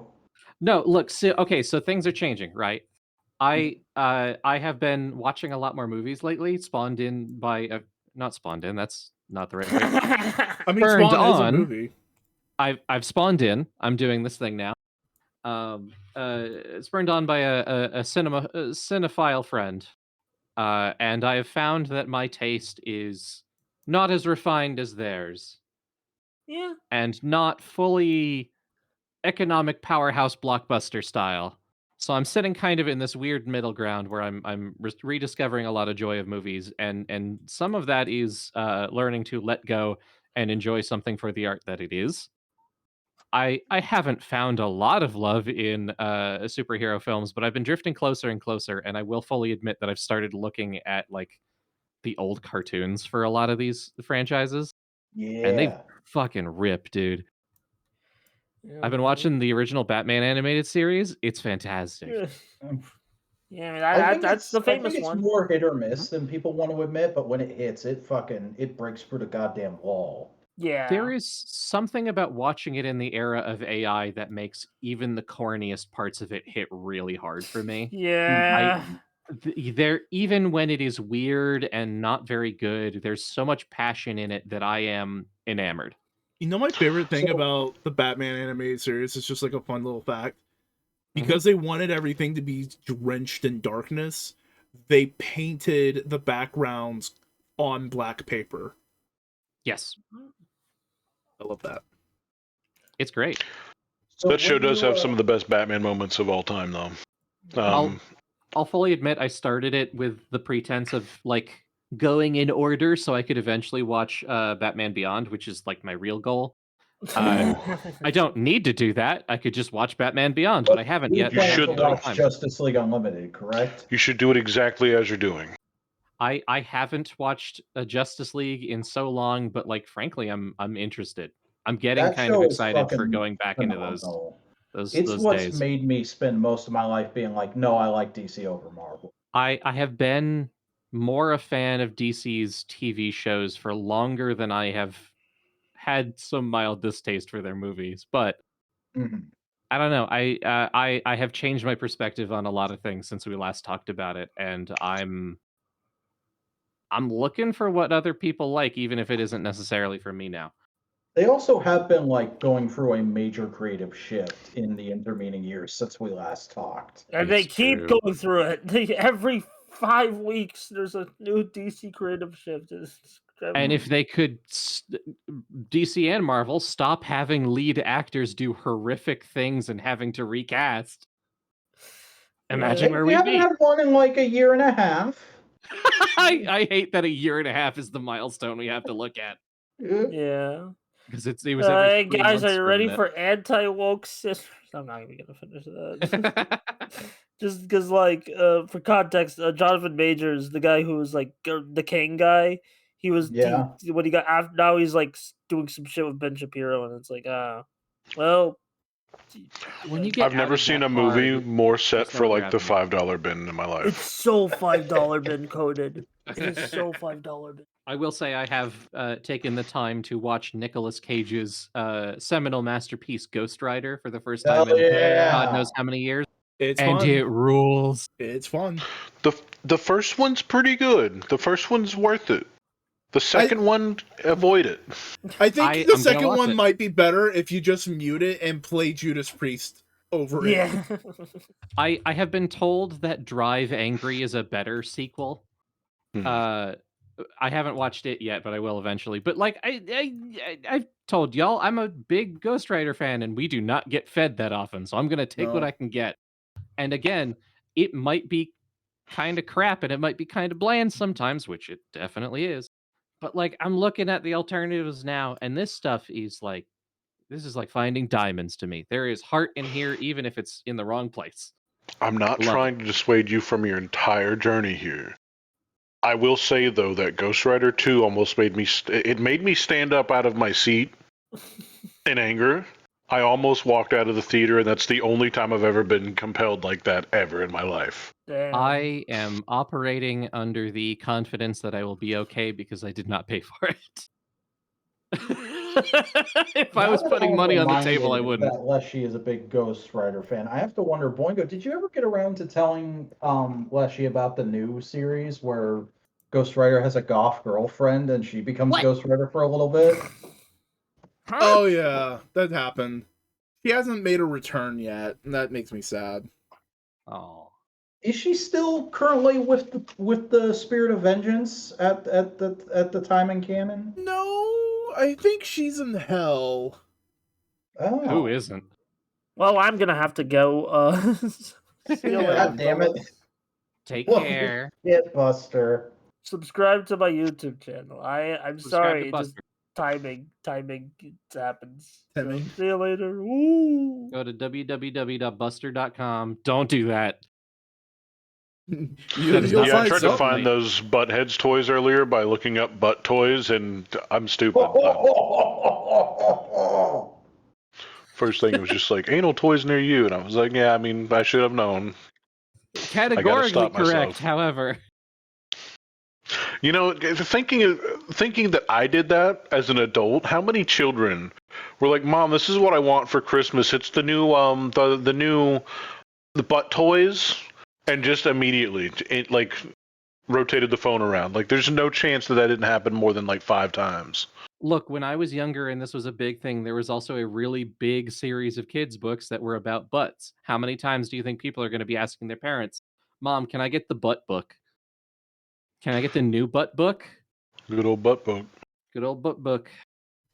Scratch and sniff. Ugh.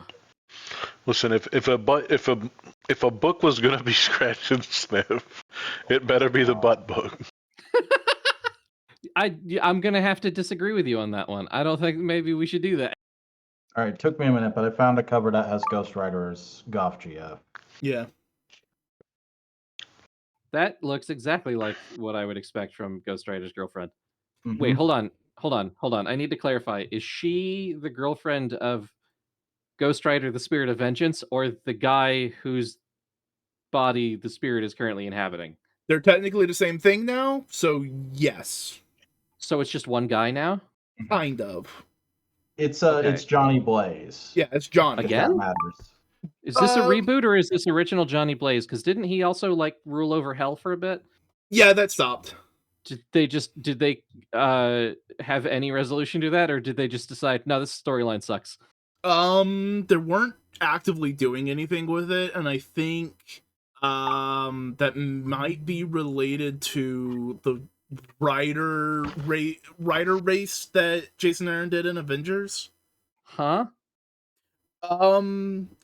Jason Aaron and the Avengers comic decided, I'm gonna have all the Ghost Riders go on a race for Sick idea, by the way. so it was Johnny Blaze, it was his brother, I can't remember his name right now. I don't know, but he has a cooler bike. Reyes, the third Ghost Rider, the Native American Ghost Rider. Oh, was Danny Ketch that's Blaze's brother? Yeah. Yeah. And several other from like the history, just racing in hell. And it was in part because Reyes technically wasn't considered a Ghost Rider. And that was kind of when they kind of cemented of like, hey, if you're possessed by a demonic entity and it gives you Ghost Rider-like powers, you're a Ghost Rider. Yeah, because he was like possessed by his murderous uncle or something like that, right? Yeah. His uncle who committed a satanic ritual to become a demon. Yeah. But I guess was still into vengeance, because that's cool. Here's the thing. Ghost Rider is not an actual power set. It is a rule of cool. I mean, they all but made his penance stare, the coolest part of him, basically useless, so I'll take rule of cool. So, literally, someone did some research and made a video about it. But they figured out that, okay, what makes a Ghost Rider? Oh, you're possessed by a being that gives you the powers. All right. So what defines the being that gives you those powers? Well, it's the being that gives you the powers. That's all it is. It's a circular bit of logic. Hell, and your head becomes a skull on fire. That's all it takes. Yeah. But to be fair, Danny Ketch's was literally like, oh, I touched an amulet. Yeah, they retconned that a lot. Yeah. Remember when that was originally just like a cool gas cap he had, and then they were like, oh, actually... It's an amulet, but it's from your ancestors who were, like, demon fighters? Also, there's this blue guy. Have fun. Yeah. It just sucks, because, like, I bought the Robbie Reyes books. That was the only, like, comic book line that I've, like, bought right when it came out.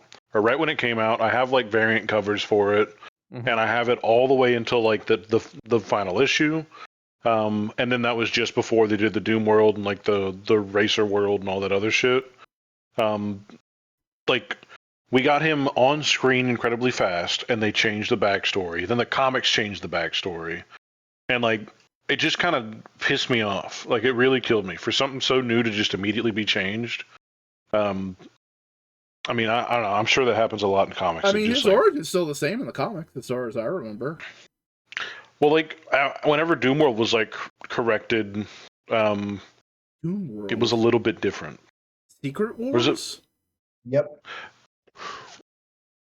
There was, like, a issue of comics a couple years ago called, like, Doom World or some shit, where it was, like, I think it was, like, after Secret Wars.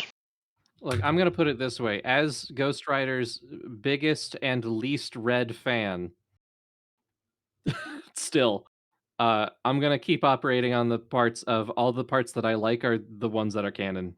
It's fuck everything else. But to give me more explanation on the girlfriend thing is like, she's basically the Mulder, but of spooky shit at the FBI.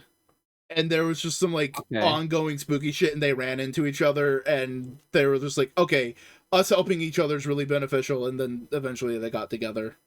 And he's how old now? He was about like 30 in the... You gotta remember, age is fucking not consistent. Sliding time scale. That's true. He's presented to be about like early 30s. You don't age when you spend time in hell. I don't know. I feel pretty aged, and I've been spending all my time in hell. Oh, just wait till you actually get there. Oh, I will. Oh yeah, that's also the run where his motorcycle kind of looked like a chainsaw. Huh? That's sick.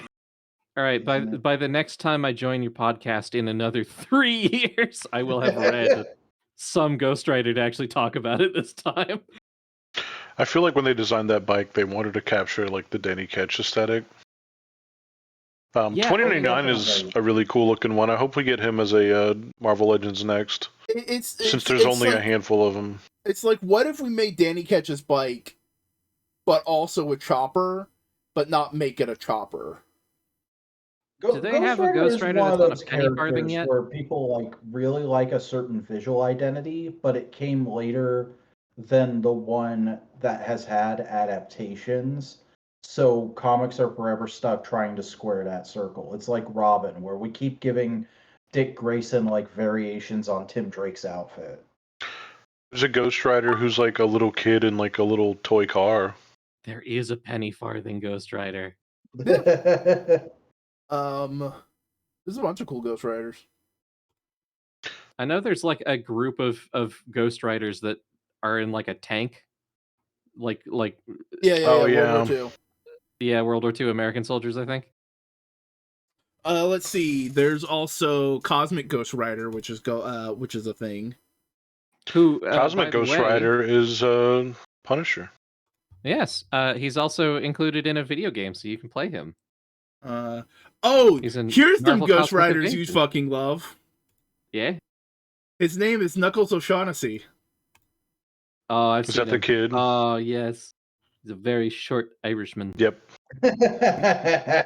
He got funny hats.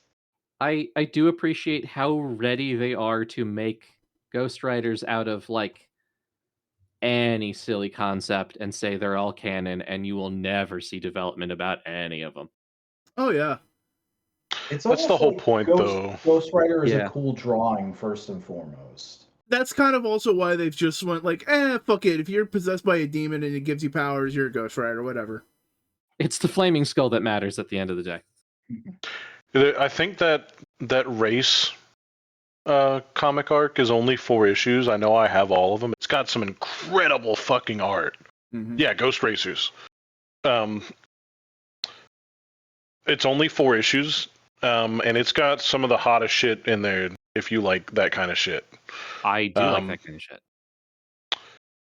The only complaint I have about the entire thing is that they give Carter or Caretaker the cowboy one. Mm-hmm. They do something weird with him. I think right there he's a centaur, actually. Yeah, there you go. In that one, he's a centaur with Gatling guns on the side of him. I'll give it. They all have like extra guns. In hell? Yeah, like they all like it's kind of like Twisted Metal, so they all get guns. But like, what did he do to the horse? Like, what happened? How'd that happen? You go through hell enough times, I imagine it's kind of like the Fly. You just get kind of squished together. Very, very fine. Very well. I did, specifically because I'm starting out on the arcade game I mentioned earlier. I looked up the lore of Cosmic Ghost Rider, and I didn't expect it to be so goddamn complicated. Right? Yeah, but here's the thing. It's all a joke. That's like the gag. Sure, but it is like a lot. Like there's so much, and a lot of it is like released since I last came here and spoke. So it seems like it started in 2018, but like they released a bunch of it since 2023. Like a lot of it's meant to be like kind of a piss take on 90s comics, and it should be. I found the Native American Ghost Rider. Here's a picture of her. Oh yeah. There's also one of the Woolly Mammoth. That's the Ghost Rider of 1 million BC. He was an Avenger. Like huh? Yeah, one of the first. In that the fucking ancient beings were the first Avengers. Like Odin was an Avenger. Yeah, when he was a boy. That's also when they retconned that Gaia was Thor's mom. And also this guy on a mammoth.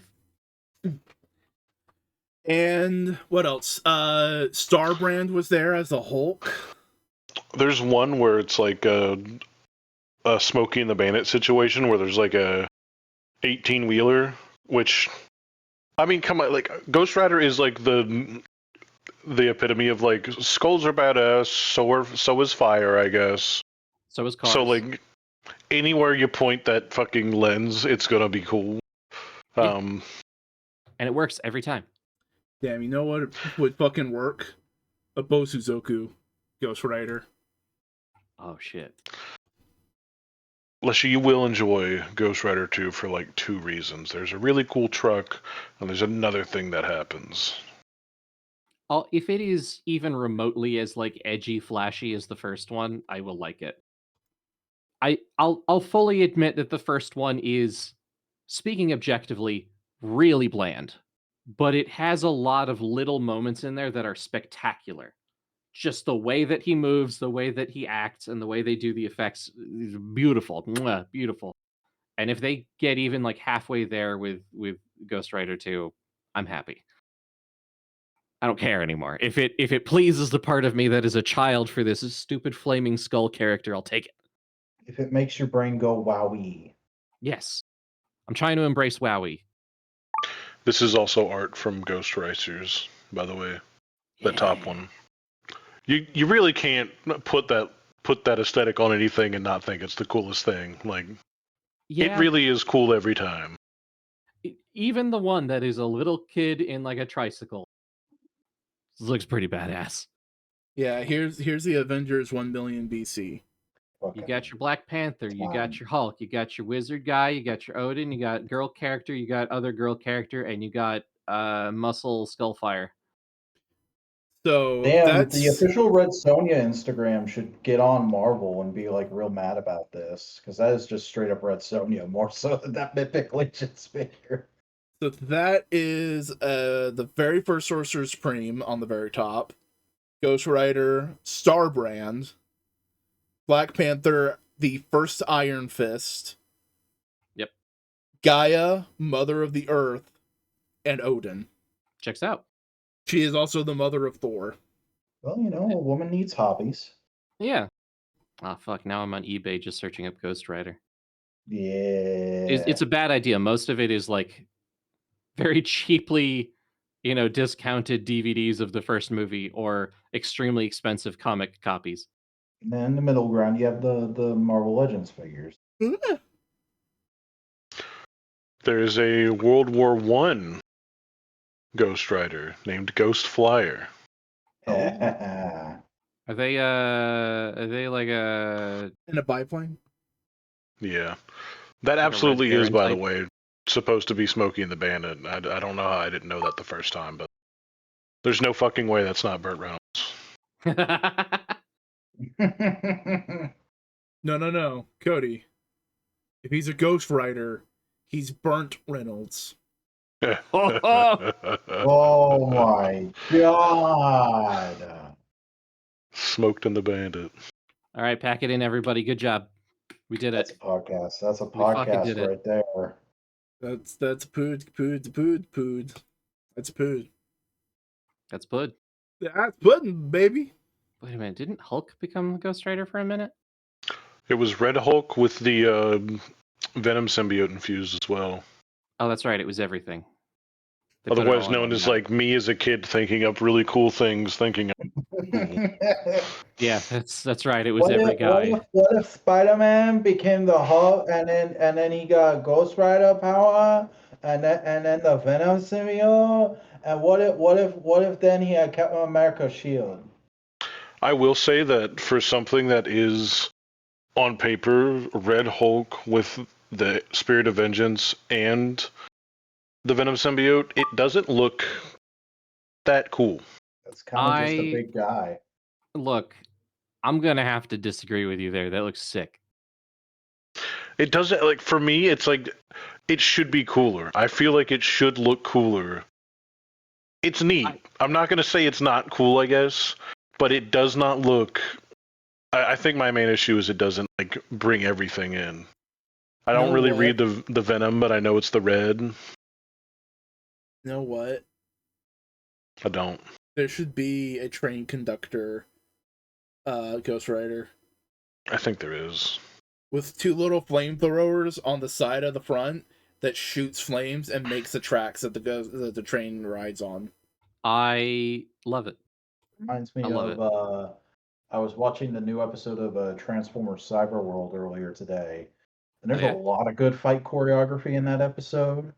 But specifically, it stuck out to me that there's a bit where somebody like grabs both of Optimus's arms, and they're like right up by his face because I think he was going to punch the guy, and then Optimus just shoots smoke from his smokestacks while in robot mode and makes the other robot fall over coughing. And I'm like, that is brilliant. Why has nobody done that before? Because they're cowards. They don't understand the true value of Smoking a roll. yeah. Every so often $20.99. you get someone who understands the character to a certain, depth that allows them to expand it, and it takes a while. It takes time. Take some time It takes some to time. realign. Just take some time, a little guy, you're in the middle of the ride. Everything. Be alright. There's a Ghost Rider on a giant spider. What? Of course there is. Conan the Barbarian versus Ghost Rider of Hyboria. When was this? I've never seen this in my entire life. So I'm on I guess GameSpot's list of Ghost Rider's adversaries, and I'm trying to find one in particular that Giga Hulk, for lack of a better term, reminds me of. One particular, frequently appearing rival. I can't remember their name, but I'm finding a lot of interesting things. So many of these are just bullshit. There's an alarming number of Spider-Man-esque characters that I guess Ghost Rider's faced off against. Well, I mean, What there the was fuck is this?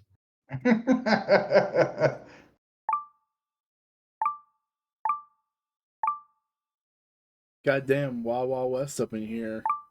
There you go. It's a big ass spider. Ah, the Skin Bender, yes.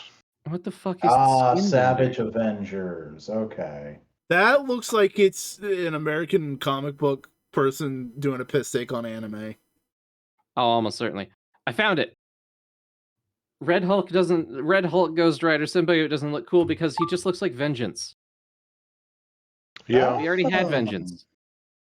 He's Looks beefy as like hell. a guy who just goes like while sitting at a goddamn red light. He's like the Yeah. bad guy Ghost Rider. He's Ghost Rider, but even edgier. But he is like I guess he's an anti-hero. He has his own time. It was the 90s. They were all anti-heroes. But like he's just Ghost Rider, but bigger and spikier and bonier. Bony. And that's just what Ultimate Hulk looks like. It's just So the Savage it's Avengers spitting happened image, frankly. like 5 years ago. Yeah. I mean, truth be told, though, like if you're going to be a comic book fan of Ghost Rider, the coolest things you're going to find are like it was on there for 2 pages. Somebody just had a go at some shit. Vengeance does always have a cool ass look to him. He looks great. He really is just like he looks like he can't regular wipe his Ghost ass. Rider turned up to 11. Yeah. That man He doesn't have an cannot. ass. Oh, he's you. Vengeance is just like this. I'm pretty sure he is like the spirit of vengeance as a person. It seems to be complicated, and also that, yeah. Oh wow, he Ghost is Rider a being spirit of vengeance? complicated. Who could have fucking thought? Oh yeah. A secondary skull man with bike who isn't a bad guy. There's a lot of complicated stuff we have talked about tonight that has just made me go like, oh yeah, this is why people don't read comics. You know, I was gonna complain about the spider, but I realized they probably did 2 things, and the thing they did is the most correct. Because like obviously it couldn't be a skeletal spider because that's not how that works. Yeah. But I guess the fangs are like the only thing it could fucking be. They did it right the first time. I mean, I don't know, man. Have you been in like a fucking Spirit Halloween? They got skeleton spiders. I know that first picture though. That just like is the nastiest, ball sackiest looking spider that I would not want to be around. Yeah. Ghost Rider spider shooting flame chains out of its spinneret. I hate that. That's so gross, and I love it. You've seen the Spider Rider, right? What? Or I think what's the Ghost Rider Spider-Man? Oh, right. They did one of those too. What's his name though? Ghost Spider? Maybe. No, that's Gwen Stacy. What? A alternate universe Gwen Stacy where she got bit by the spider, not Peter, is now living in the main universe and is calling herself Ghost Spider. It's also Ghost Spider. Is Ghost Spider a Ghost Rider? The original Ghost Spider was Peter with the Ghost Spider powders. This is the best part about comics. It doesn't matter if it makes sense. Is Ghost Rider Thanos' dad? Why is that a question? Because it is. Yes, he is. It's just Cosmic Ghost Rider. Oh, because time. Yeah. Stupid. He became a papa. He kidnapped a baby bad Thanos thing. to try and raise him right, but it's the Punisher doing it, so fuck no, that doesn't work. Yeah, as That's where Thanos. having... That's where Thanos and the Punisher shirt comes from. Mm-hmm. It turns out having Punisher as a dad makes you really fucked up. I don't understand all the Punisher fanboys who rage against the fact that You can just end that sentence at I don't understand all the Punisher fanboys. Who rage at the fact that we have just all realized, yeah, the Punisher's just a fucked up dude. Like, entirely. There's nothing really redeemable about him. He's just kind of a fucked up dude. He kills Nazis, and I'll take that. We take our wins unless where that we can. Nazi is Captain America. Ugh. Yeah, he joined Hydra Cap. Captain America. But then I again, don't do a lot of Deadpool Avengers. It's also not worth did it. that. So, I go for the little guys. Fuck the Avengers. It's too complicated. Too many guys in one roof. I mean, the last Avengers run just ended. It just ended. What else could Ghost Rider ride that would be cool? I got one for you. A star like Kirby. We gotta put Ghost Rider on something goofy again. Like give him a Zamboni. Yes. I swear That'd be been scary. someone's drawn that. And you put him in an ice rink that's all fire. Google weirdest vehicles. A Volkswagen thing. A recumbent bicycle. Guys, no, it's perfect. I've got the perfect answer for you. There. Oh, I legitimately saw that on the way to work one recently. There's so few of them left. The Steamin' Wiener. Just imagine that with like big old skeleton fingers wrapped around it, and it definitely doesn't look like jerking off a penis. The Ghost Hog. No. He possesses the vehicle. It gets grill marks. It's perfect. The Hot Dog. The alternative. Ghost Rider with an extremely extended limo. Then I feel like what they would do is like the limo would have a rib cage and it'd be able to like articulate like a snake. Yeah, but on the fun. That would look cool. The driver is a Ghost Rider, but also in the back is like a vacationing woman who is also a Ghost Rider, and she's through the sunroof. I mean, here's with the a thing. purse. That's as far as it goes. Yeah. Quite literally, anything that a Ghost Rider is riding at the moment, as long as it is considered riding, becomes a vehicle. So Ghost Rider can get on the back, like piggyback on someone, and go like, now you're like my vehicle. Robbie Reyes imbued Ace, like the dead body of a Celestial to make a giant like Ghost Rider.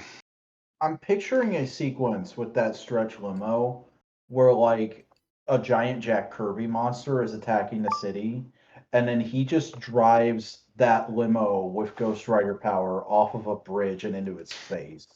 It's perfect. It writes itself. A K truck would be funny.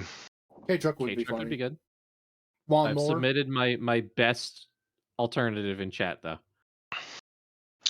The a garbage truck where like the back is just like a skull mouth. Oh fuck yeah. I think there's been a Ghost Rider toy that would essentially be that because it would just be the skull on wheels. Yeah. I feel like 2099 Ghost Rider isn't as cool as regular Ghost Rider, and I think it's because he's trying to be cooler than Ghost Rider. Well, I mean, he's also not really a Ghost Rider. He's a digital spirit. Yeah, but aesthetically, they're definitely like, nah. I mean, if he was cooler, dude, he's metal and a chainsaw arm. Is this just Terminator Ghost Rider? Yeah, pretty much. All right. He's got vibes. I'll take it. Penis. Brain for Yep. Goodness. Yep. You Oopness, fucking hit it on the head, man. You shouldn't hit a penis on the head. Well, Unless you're into it. if you get asked to. That's the only. I just found the only 2099 Ghost Rider I ever want to fucking see. Yeah. What is going on? Why is he... Look what? at that. All right, hear me out. Johnny Bravo as Cyber Ghost Rider. That is it. That's the him. most chinnest chin I've ever seen on a fucking skull. Yeah. Yeah. And if That he's really mechanical, do you does think he look can looking like a spin it? Habsburg. PFP on Oh, big fucking time. Skype in 2013. All right, I can't keep y'all on Ghost Rider all goddamn night. We have to have something else, all right? Shit. I mean, Fuck. I'm also a really big fan of Ghost Rider. As you should We be. did He do an rules. entire episode of just like looking at Ghost Rider covers back in the day that I think I just titled Ghost Rider Rules. Didn't That was that the was that the episode where you asked me if I knew about the glow in the dark cover, and then I found out that I fucking owned it. Yeah. No. Here's the thing. You showed the covers like, oh, this is the Ghost Rider one I have, and I was like, oh yeah, that's the one that glows in the dark. What? Glows in what? And you showed up. You're like, oh my god! It was it's my favorite comic. It's secretly my second favorite comic, but it's what I'll tell everyone is my favorite comic. My secret first favorite comic is the one that I found in a thrift shop, and it's the fucking issue where Punisher teams up with Luke Cage and gets a skin graft to be a black guy. Oh no! Jesus. Yeah, that's I a thing saw that it happened. from across the store, and I was like, there's no fucking way. They just thought it was a Punisher comic, and I'm like, no, that's the one. That's the one they want to destroy. That's the one that'll get you canceled. It's like, all right, we got to bring Luke Cage into this episode somehow. How do we make them to each other? I got it. Oh no. They That just was did all- anything back then, didn't they? Oh yeah. I mean, they still kind of just do anything today. Yeah. It's one of the few benefits of comics being like the lowliest medium in the entire Western. I mean, the current editor-in-chief of Marvel once faked being Japanese. That's a new one to me. Wow. What? Sometimes you just I have gotta. complained about that all the time in my server. Have you not seen that, Sim? You think I read your server regularly? I hoped you would. You're my friend. I do when people at me or like when I've posted something and I want to actually like read the replies, but like I don't fucking troll through servers and read everything. At best, if I catch a whiff of a conversation while I'm looking for something else, I'll be like, oh, throw my 2 cents in on this. I just don't have that kind of time and energy anymore. That's fair. Keeping up is hard. Yeah. So, you know, if anybody wanted to like slag me off or something in Boingo's Discord server, that's totally fair. You can go ahead and do that. I'm not doing this as a psyop to get you to do it so that I'll see it anyway. Oh, I've already pinged you. I just saw that. You Better start slagging off right now. Ay. We could talk about anything else. We could talk about anything else. Did anyone watch the Lanterns trailer? It looks like a show. It does look like a show. Looks neat. I got legitimately upset when I saw that picture of the costume in the closet. And that's about all I want to say about it. Really? You're in that camp, huh? I hate it. Well, you're wrong. Why? Because they fucking told us years ago that that's the fucking thing they were making. Why the fuck are you complaining now? Because it's fun to complain. They said when they announced the show, hey, we want to do this low stakes, True Detective inspired cop show with Hal and John. And look at that. The trailer comes out. It's a low stakes cop show inspired by True Detective starring Hal and John. That's fine. And you could even do the whole episode, the whole series, without them like using their powers in that level. Like in Justice League Unlimited and stuff like that, we would all the time see John Stewart like wear clothes and his outfit was on underneath it. Like that fits even. The outfit does not have to look stinky garbage, and also it doesn't have to be something that they remove. They'll probably throw it in the fucking dry cleaner before the last episode. Yeah. But it's really bothering me because like that's the fucking Lantern costume isn't a costume they take off. It's something that like goes around them. Oh my god, they did a whole movie of that and people hated it. The Green Lantern costume is like an astronaut suit. You piss in that thing. I don't give a shit about Green Lantern. I'm sorry. I've never been impressed with Green Lantern. I just like the comics a lot. I know it does look like a specific comic, but I don't like that design either. And all the people going like, "Where's the green?" Now I'm just fucking ranting because I've been disliking these fucking thoughts. I got him. The people going like, "Oh, where's the green?" It's not green. It's like the whole color grading is green. It's sickly all over. It's almost as if the fucking being a Green Lantern ain't fucking Sunshine and Rainbows, which is what the show's about. Oh, why is John acting like that? Tell me you haven't read the first appearance of John Stewart. Tell me you didn't realize that his first appearance was a justifiably angry black man, basically calling Hal out on all of his bullshit, and then proving him wrong when Hal thinks, oh, this guy's just an angry black man, and by being a good hero.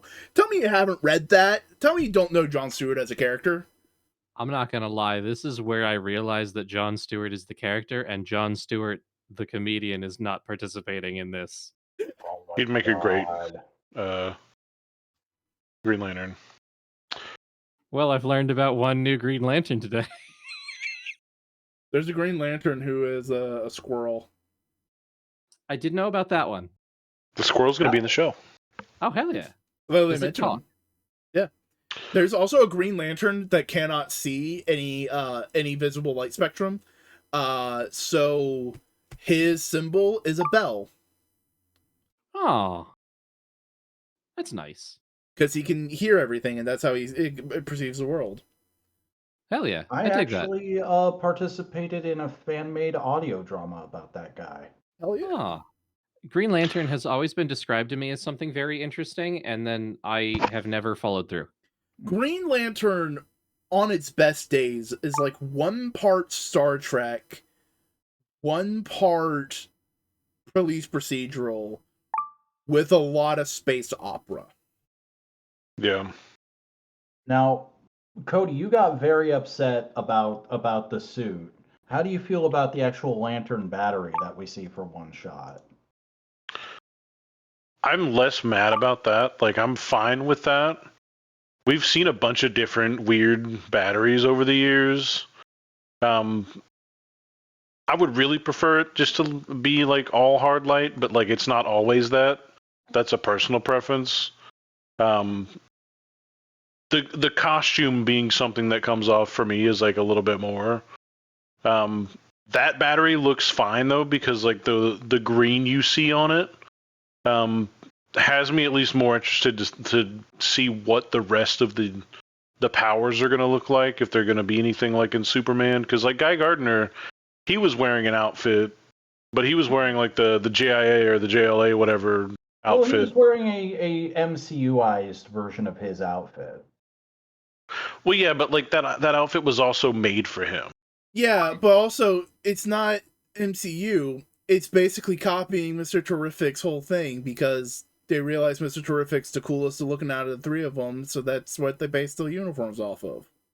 But I just figured that like we see Jon Stewart do all the time, where he wears like the pants and the leather jacket, and you see like his costume is like the undershirt underneath his clothes. I figured that like Guy is just like flying around with like either that underneath, or he's just like doing the green bubble thing around him. I don't know. I really like.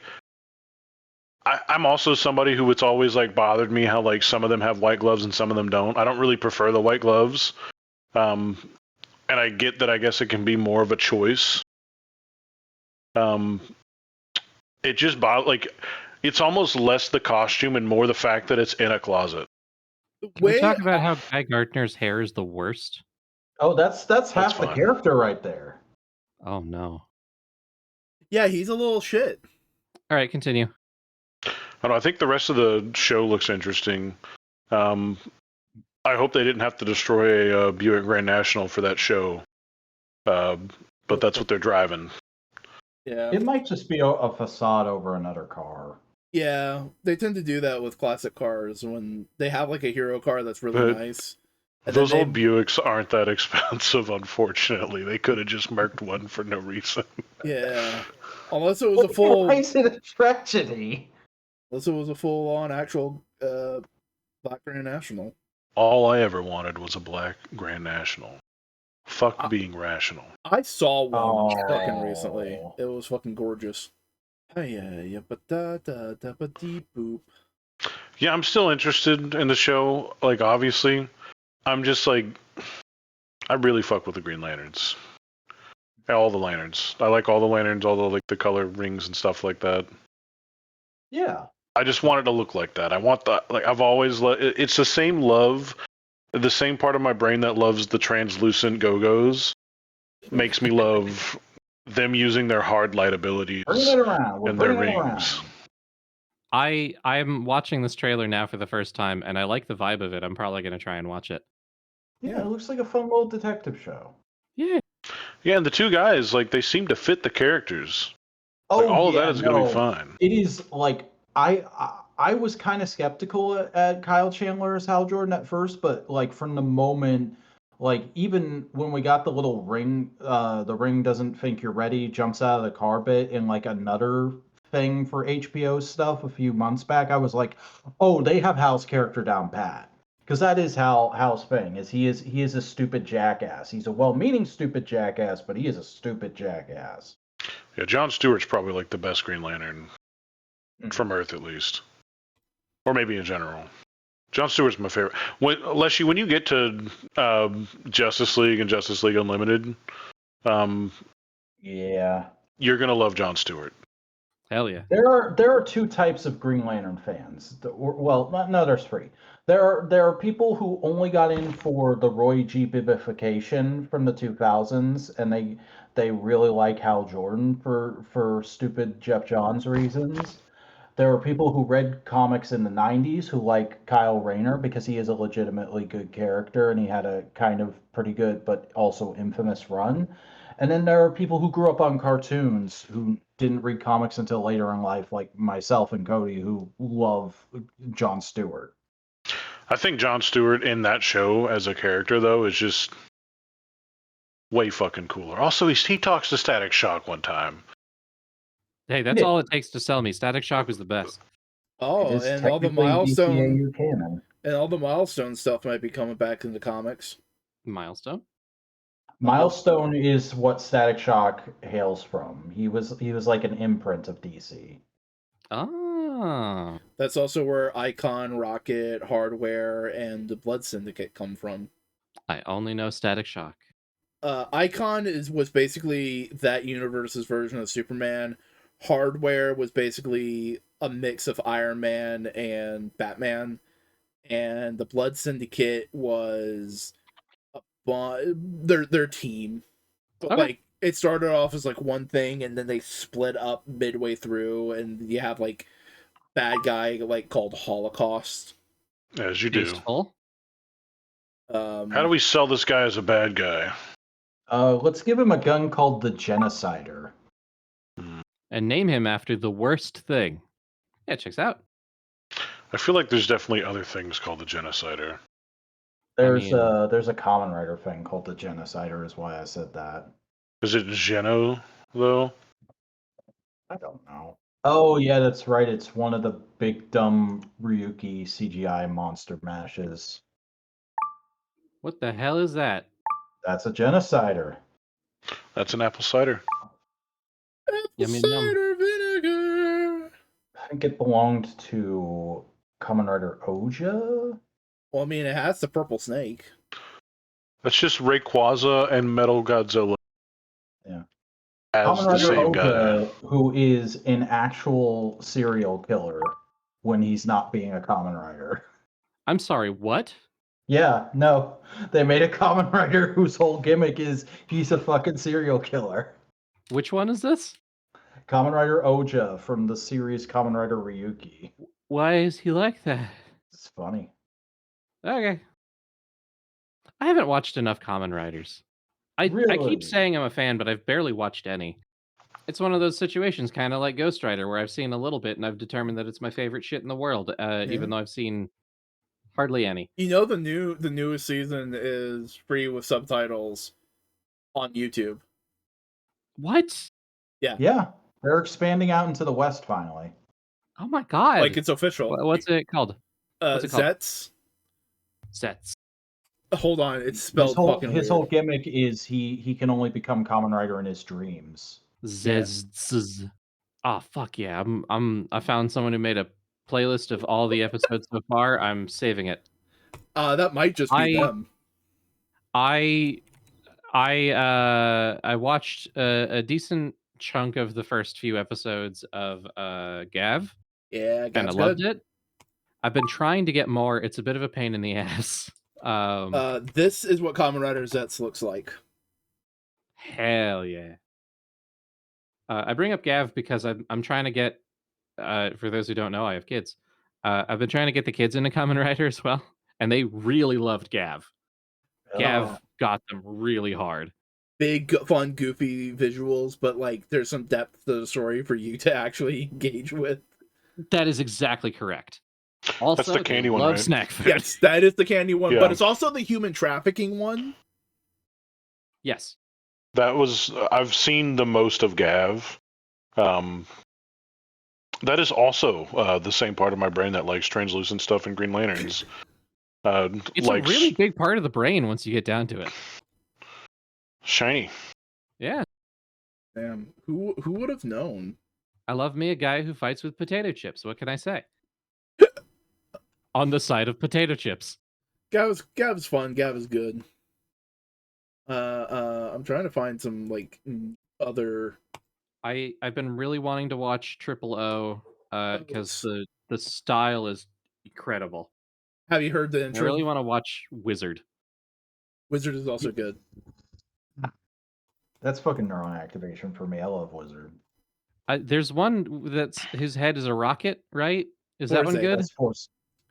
That is very much a fun goof fun one. Okay, Where cool. like there's honestly there's not a full deeper amount of themes with Forza. It's just, hey, look at this guy just be genuinely a good person trying to help people out. The whole theme of the show is friendship is amazing. Can I say that I kind of want to get it because our eldest is wanting to become an astronaut, and maybe having a space themed one would be cool. That's cool. Yeah, no, that's a major part of it. Like legitimately, their little clubhouse where they hang out is on the moon. High school Kamen Rider Club. What? Yeah. Oh, I love this. All right, I'm gonna do my best to become more Kamen Rider knowledgeable by the next time we speak. O's is great. It's also Toxic Doom Yaoi. Oh, hell yeah. Let's see. Double is also really good. Oh, absolutely. Double's also on my list. I just thought of like a gay irradiated Doctor Doom. What? I mean, That's just Doctor Doom. Yeah. I'm not Have going you to say no to that. Have you seen the way he talks about Reed Richards? Can't stop talking about Reed Richards. He's obsessed. He's obsessed. That would probably piss Doom off the most if you ever actually met him in real life. If you went like, "Hey, are you gay for Reed?" He would just shut down. You for would be melted on the spot. Yeah. God damn. This is He'd why make a Doombot run your like social medias and just like become like the worst version of yourself. Damn. Ooh, breaking news before I take a breaking snooze. Blocky's Wheels variants for Wave 2 just got revealed to Cody. I sent it to you on Instagram earlier, my man. Oh, well, I don't look at Instagram as often as I probably should. It's okay. Because you're too busy looking at wheels. You're just too Of Blockies. busy being human being. Busy having wheels. Wheels. Wheels. Oh, God. Fucking tits. When's going to be the Ghost Rider Transformer? Ooh. There's I a think few. they've done that. They've done that? Never mind. I just have not learned enough. I don't think you can get that toy, either toy. One of the Transformers crossover, that one might be viable, but there's another brand that was like Transformers-esque. They were like big mechs that turned into big robots and then big vehicles, and it came with like a little tiny guy. That toy might not be a thing you could play with anymore. Yeah, that makes sense. I'm about to finish a mission in Warframe, but as soon as I get done with that, I will look up that picture and try to. Damn, bro, we don't even Show have your ya. full attention. You have my full attention. I don't need my brain to play this game. I've played Warframe for like more than a decade There's now. also Leshii. Have you seen Bone Shaker from the Hot Wheels Transformers subline? No. Oh my god. Right? I don't know how to tell you how bad like a small child me really wanted one of those like exposed piston old style hot rods back in the day. Mhm. You can have That was one my today. whole life, and this is You can go to appealing Walmart me. and get that for $25 right now. No, I mean They're I on want to sale. drive one, but this would be sick. You want a full size one? You can always make one. In a One perfect day. world, Frank Miller makes a Ghost Rider movie. Oh my god. Oh my god. Sam Raimi would make a good Ghost Rider movie. Nicolas Cage has to be a producer bare minimum. Nobody loves Ghost Rider like that guy. I would like to see Nicolas Cage play Carter Slade. Yeah, that'd be fun. Oh. Oh yeah. He could do it. He'd steal the show though. He's prone to that.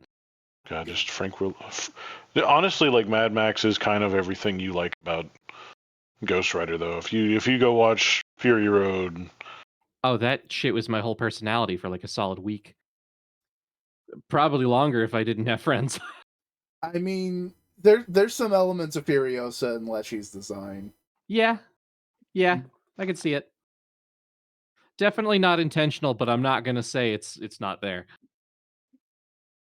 I haven't watched the Furiosa movie though, I realize. I've heard it's good.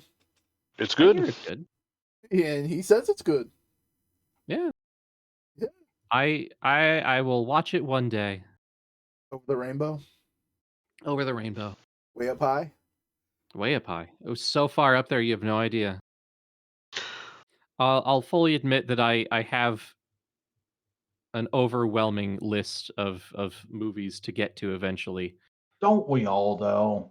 I mean, I'm- think I don't remember. I think I got, how many do I have in my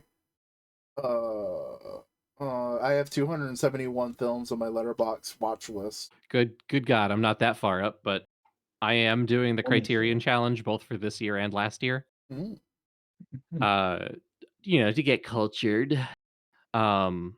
And on top of that, watching all these cool movies has just reminded me that I can just watch all my own cool movies again. So I'm watching even more. I'm scrolling. I'm scrolling because let's see. Nope. Some reason. All right, I have a Google Doc that is just my list of movies to watch, and it is 12 pages long right now. What the fuck? Yeah. Yeah, your latest movies were Ghost Rider, Iron Giant, Sisu, and Boy Kills World. Yes. Because I follow you on Letterboxd. Yay. All of them are a great time. I recommend Boy Kills World the most out of them. Here you go, Leshii. Here's a Transformers animated character you could Google. Oil slick. Gross. I love him. It's the first I still have that Transformers toy. I've ever seen that looked wet. Well, he is wet. He sure is. That toy is fun as fuck. Yeah. Just like most of animated, it still holds up today. Hell yeah. And I actually found the other little canister for him. Because he comes with 2 barrels, and one of them's like a nunchuck style thing. I think that might be like the best motorcycle Transformer toy. I have another one from Transformers Robots in Disguise that's really good. I was gonna say, there's been a lot of good motorcycle Transformers. There's been a lot of How many bad of them ones are too, wet? though. There's been a shit ton of bad ones. And that guy has toes. I like my robots like I like my dudes, wet as hell. Wet as hell with toes. Mm-hmm. Gotta have the toes. Realistically, he almost looks like Cosmic Ghost Rider. Kinda, yeah. He looks halfway between Cosmic Ghost Rider and that big alien dude in Big Ben 10. Upgrade? One of them. I didn't watch much Ben 10.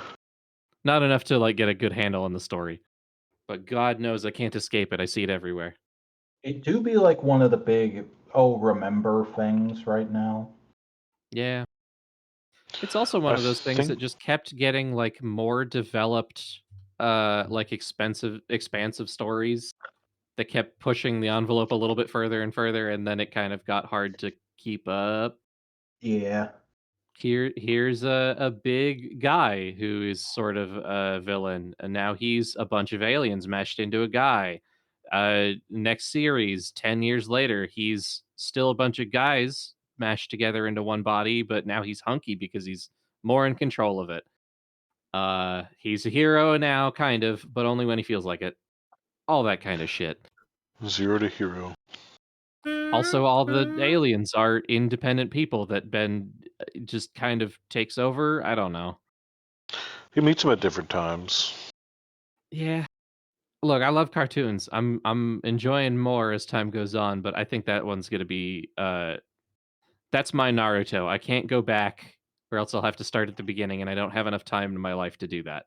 You can't get lost in the Ben 10 labyrinth. You're gonna get chased around by forearms. Yeah. I think they're doing a comic. That's what they're doing. They are. It's not surprising. But like they're going I wouldn't say they're redesigning, but they're adding a lot more detail to the alien designs. That's good. Some of them definitely looked like they should be plastic in the show. One of them's made out of Lego bricks. I did not know that. One of them's Ultraman. Huh? Yeah. Oh, you don't know about Way Big, the famous inspiration for Ultraman? Buddy, that's like saying Cyclops trained Batman. Come on. I know, that's the joke though. There was like a comment when Marvel did their Ultraman comics a few years ago. There was a comment that was like, "Oh my god, I can't believe Marvel is ripping off Way Big," and a lot of people had to just hop right in and do a big actually. Fucking welcome back, G.I. Joe's Ben 10. You are the new show that is made to sell toys. Yeah. Ultraman is another one of those that I was looking to get into soon. It's hard to get the Ben 10 toys, I will tell you that, but there is one that I want more than all of them. Of for course, obvious that's the fucking one reasons. you fucking want. It's hard to find. I've tried to find it. Yes, but you are It's hard to incredibly find affordably. predictable. Listen, man, you look at that and you tell me you don't want it. It's that You be clear me and plastic not part want of the that. brain again. You be me and not want that. Cody, it just seems like you want things that look like candy but aren't candy. It's They will just be candy beautiful. when I'm done with them. Cody, do you want to eat your toys? No. Look, if I could eat one of my crazy bones, I would. I mean, you can Yeah. eat it. Doesn't mean it'll digest it. I want to be able to survive to consider doing it again. You'll Listen, poop it out. you gotta go meet the hot doctor at the ER somehow. I don't have the insurance for that. You can poop it out. I could, but will I? No. Damn, you need more fiber in your diet. I'm going to become the first adult human to learn to digest macroplastics. I'm still working on micros. They're too small. It's hard to get a handle on them, but the big ones, I'll work on it. Apparently, if you're trying to get a handle on the microplastics, just exist in the last, 50 years, and you're doing a really good job. Well, I'm involved in that practice, but I don't know that I've got a handle on anything there. I think that's just kind of happening. Christ, it's like midnight for y'all, isn't it? A little bit. Yeah, Mid we're getting 16. tired. Should we call it there? We can, but we cannot. We could call it do anywhere. both. I call it here, I call it over there. Y'all are yawning like crazy. And by crazy, I mean like once or twice. Yo, I found a guy that just does book bindings, and it's really cool. Like on YouTube? Yeah. I followed for a little while a woman who did like leather book bindings. Fascinating process. Yeah. This is what the guy does this. He did a really cool version of Dune for himself. Apparently, that Ben 10 comic is inspired by the DC Absolute series. God Is that a damn good thing? Yes. God fucking damn it. It's a weird thing. Aren't we all? That's probably the coolest looking copy of Dune. But knowing that that's like a aged leather on the front of it means that worm feels like a That's actually just a kind of goat leather. It just looked really weird and cool. It has a flap, gold I got a leaf flap. inlay. There is nothing like bookbinding YouTube to make this shit seem accessible, but it is such an expensive hobby to get into. Oh, it is because it's not a hobby; it's a trade.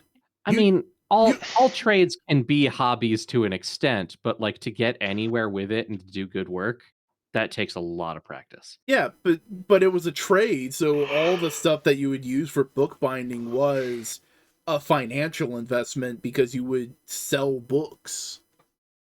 And also you could write it off your taxes. Yeah.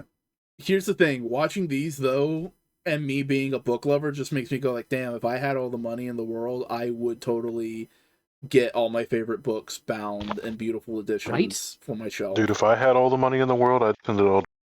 I would turn every book in my fucking collection into a goddamn tome. I'd pay off my debt. Yeah, but after that too. come on. That too. Come on, tell me there isn't a book that you love, Simeon, that you wouldn't want lovingly crafted and bound in leather. It would be The Complete Robot for me. Oh, that's a good one. I'm just not into books like that. I kind of care about the content, not necessarily the presentation. But I What's guess your that comes favorite from being thing? You don't primarily an judge audiobook listener. a book by its cover. What's your favorite book then, Sim? Name every word. A, as in apple, Aardvark. anthill, anteater. Bizarredvark.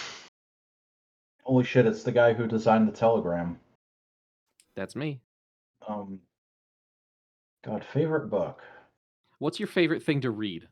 It's become epic fantasy in the last couple of years, honestly. Oh, That's another development between the last time you were on the show. I did not really care about fantasy when last we spoke, and now I've read more fantasy books than the other hosts on this podcast have heard of. Yes, I'm seeding your future. Enter into the fantasy realm. I mean, funny thing is, not many of them have actually dealt with dwarves. That is why I'm here to spread awareness. Brando Sando doesn't have dwarves? Not really. Because Dwarves he's more are of like a sword and planet guy. dwarves are like a surprisingly uncommon thing. Guess you got to read Lord Like of the Rings, bud. The Yeah. most dwarf exposure I've had is from reading the Inheritance Cycle when I was a teenager. Part of me wants to suggest for you to read Snow Crash, but I also know what's in Snow Crash, and I know what would annoy the fuck out of you. Mm-hmm.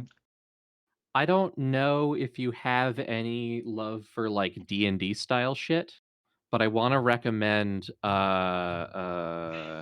it's like technically D&D but not really. I think I've kind of determined that my tastes are I like a interesting and well thought out world, but first and foremost there has to be good characters and a consistent story to Okay. string me along. Like I can't read Lord of the Rings because I get so annoyed with that series for how constantly it gets lost in the weeds. Okay, cool. I've got the perfect one for you, and it's one of my favorites of all time. And it has nothing to do with the fact that the issue I first bought, I got from a library sale. I opened it up at the first page, and it was signed to someone who shared my real life name to the year that I was born. It's like this book was meant for me, but also it rips. It is. Let me get a decent picture. All the pictures of this are super low res because it's old. Yeah. The Doom Brigade. Whoa! Okay, so hear me out. This is like an older D&D like secondary setting, but it's also its own thing, and it's owned by the original writers, but it's separate. It's Dragonlance? Yeah. So here's the premise, right? High drama, mild adventure. It centers on two different perspectives. One from the Draconians, who are literally manufactured dragon super soldiers for an evil war. That war is now done, and they have to figure out what the hell to do with their lives. By the way, they can't breed on their own, so every death has a measurable, impact on their livelihood. Versus Oh, the that's dwarves excellent. that live on the other side of the valley that the Draconians have decided to inhabit in, and their kind of weird tense relationship with each other. They have like unspoken agreements. They have all of these like little rituals going back and forth. They kind of hate each other, but they both rely on each other to live. And it all leads into them having this weird middle ground meeting where they find out what's valuable to each other and how to progress forward into this fucked up world where one side has no like reason to live but must continue to do so, and the other side must learn that if they isolate themselves they will also perish. It's not a huge scale thing, but it's very emotional for what it is. The characters are great and some of them are shitheads. I love it. I strongly recommend it. I think that's a really strong pitch. It's going on my list. Fuck yeah. Sim, is Discworld on your list? I'm pretty sure I wouldn't like this. They have designed an injectable gel that fixes spinal discs. Finally, you can be fixed. Here I was thinking that I was going to have a cool, like, metal spine, cyborg spine, but it turns out it's going to be like the 90s, like, round technology organic spine, which is fine. I'm You're fine gonna with have a that. gummy spine. I love gummy spine. Gummy spine. I love gummy anything. Gummy spine. The least accurate thing about Terminator was like him being a big rigid metal machine. In truth, all technology is going to be gummy in the future. That's why they made that liquid Terminator. He's from the gummy future. The one with Diego Luna in it, I think that's who that is. The guy who played Robbie Reyes. Yeah. Newest Terminator. That's a Diego really Luna good is Cassian movie. Andor. Not Diego Santiago. You good there, bud? Carmen Sandiego? Hey, Macarena. Hi. Terminator. What's that movie called? Terminator Dark 2. Fate or Genesis? Dark Fate. If you like the Terminator movies, go watch Dark Fate. I think it's a good movie. I haven't watched a Terminator yet. I'm a hack. That's You fine. should. They're really good. The first two are like my favorite movie ever. God damn it. Now I have to. Have you seen Robert Cop? Who? Robert Copperelli. I Does have Robo not want an seen a Robert Oreo? Cop. Watch RoboCop. My list is too long. Also watch Buckaroo Just keep Banzai. swimming. Fuck. Recommend me movies that are PG-13 or lower so I can watch them while the kids are awake. All right, watch. I have to wait till after bedtime to watch Watch R-rated movies. Ichi the Killer. I think that's Watch actually already Cool on my list. World. Watch Small Soldiers. Hell yeah. Small Soldiers. Why does that sound familiar? That's Oh, Gremlins yeah. but toys. Yeah, that's right. That's a maybe. That's a strong maybe. All Gorgonauts must die.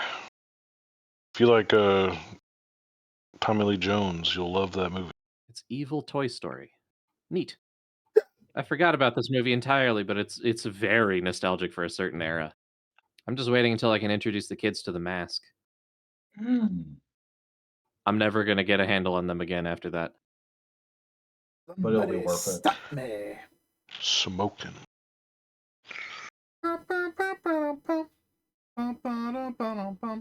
Did I recommend any of you watch Bahubali yet? I don't I've think never heard of it. of that. I think I've seen the first Bahubali. I haven't seen the second one. Oh, the second one is the best. I The first one's very strong, but the second one's incredible. and it's been so long I need to just watch the first one again.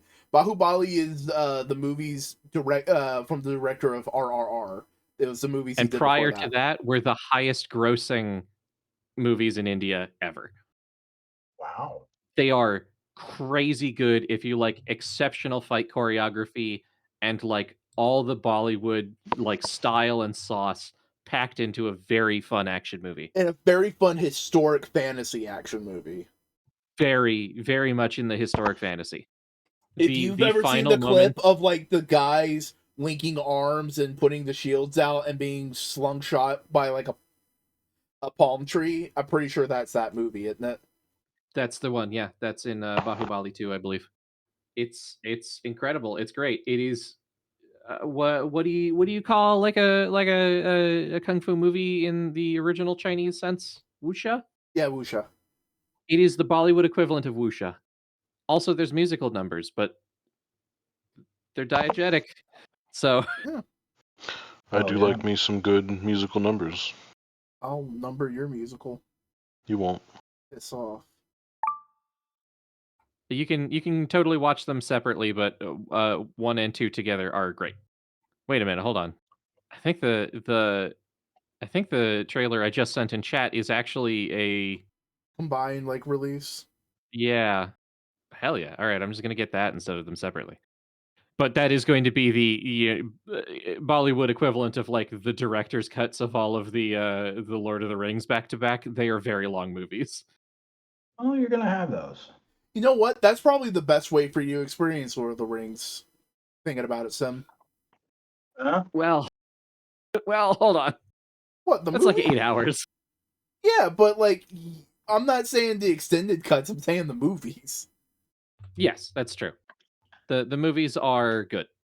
I did find myself thinking that after this most recent read through, that I was just like, well, I guess it's time to give up the ghost and just fucking watch the movies the next time I get the itch to try Lord of the Rings. Because it's like every 2 or 3 years, my brain is like, well, people like Lord of the Rings. I should give it a shot. I mean, like, there's got to be something there, right? And then inevitably, I get to like halfway through Fellowship, and I'm just like, what in the god? I don't fucking care. Shut up about the fucking Entwifes and get on with it already. God damn it. But Simeon, you do realize that is the point of the novel, though, right? Yeah. If it is anything to point out, one of the great values of the Lord of the Rings, especially as movies, is that they are a grand quest that is played out almost entirely through small interpersonal moments. There's like a couple of war bits here and there, but most of it is the characters more than the world. I think the movies benefit from showing a lot of the background world stuff where the book has to tell you and take up space telling you. It's condensed. That's probably the case. Yeah. Plus, you get to see a whole lot more people get stabbed and or shot by arrows. And break their toes. Yes, Nice. that too. And you get to see a Balrog in motion, which is way better than reading about it. I've also Also- heard that Tom Bombadil is not in the movies, and That's correct. That's very encouraging for me because I fucking hate Tom Bombadil. How dare He you is- hate God? He is the reason the entire series exists, but he has nothing to do with the movies. He's just gone. Yeah. But also the movies have Elijah Wood, who is a delight. Elijah Wood. Elijah From what Wood. I hear, most of the actors in those movies are a delight. Yeah, I don't know that anyone had any like significant quote unquote issues, No. if you know what I mean. As far as I know, Orlando Bloom is just like a generic Hollywood star now. He doesn't do much interesting stuff. Yeah. I think he can afford to pick and choose, so he just does what's fun. Orlando Bloom is one of the individuals starring in Wizards! ! An upcoming stoner comedy film starring Pete Davidson, Franz Rogowski, Naomi Scott, Sean Harris, and Orlando Bloom. Okay. Yeah, good for him. Could be Why is it called worse. Wizards though? It doesn't matter. Sometimes you just gotta be a wizard. I'm gonna put out some. I'm gonna air out some dirty laundry, right? Okay. As a generic fantasy fan and easily impressed individual, I occasionally will look up media that just contains the word wizard because I want to see what's there because it's funny. Yeah. There are some motherfuckers who are using the word wizard in vain. The shit you doing has nothing to do with wizards. You just want to talk about someone being powerful. Fuck you. I don't Yeah. want to hear about some cowboy drug trade bullshit that has nothing to do with magic being called wizards. I don't want to see your music video called Wizards and the song has nothing to do with magic. I want to see a man in a robe casting a fireball or a lightning bolt, and I want someone to do it back to him. It's funny you said cowboy drug trade because The Mandalorian says wizard. Well, that's like a slang term in the Star Wars universe, isn't it? Yeah, for the Jedi. I mean, it makes sense. That was wizard. They are wizards. If you can sling a lightning bolt, force lightning's the same thing. How do you feel about the Ralph Bakshi movie Wizards? I haven't watched it yet, but I know how it ends, and I'm into it. Good. I think that last moment is probably one of the most clipped things I've ever seen, and I don't. Is it the care, it's gun? great. Yes. Yep. Yeah, that whole movie is good, but That one moment, I'm not gonna lie. There was a brief period of time in which, Boingo, were you in this? Pan ran a D&D game. Possibly. I think you might have been in it. I don't remember. That moment was a motivating aspect of the character that I played in that game that never went anywhere, but I had a lot of fun. I played as a wizard who kept a gun just in case. Just in case. Man, I wanna set up a TTRPG campaign. you always do. Always do. I want to set one up, but I want to play games that nobody else wants to play. Yeah, I want to run Nimble, which is like 5e, but it gets rid of all the bullshit. I've never heard of that one. In fact, they're doing a Kickstarter for a monster manual right now. Oh, I'll have a look at this. I want to play shit like Troika, and everyone hears that and they go, no, never mind. I'm not interested anymore. The Batman comic? No. Here, I think this cover art can explain why people are hesitant. Oh, hell yeah. Oh. That's hell yeah, the dimension right there, bud. Yeah, very, it's very 70s psychedelic.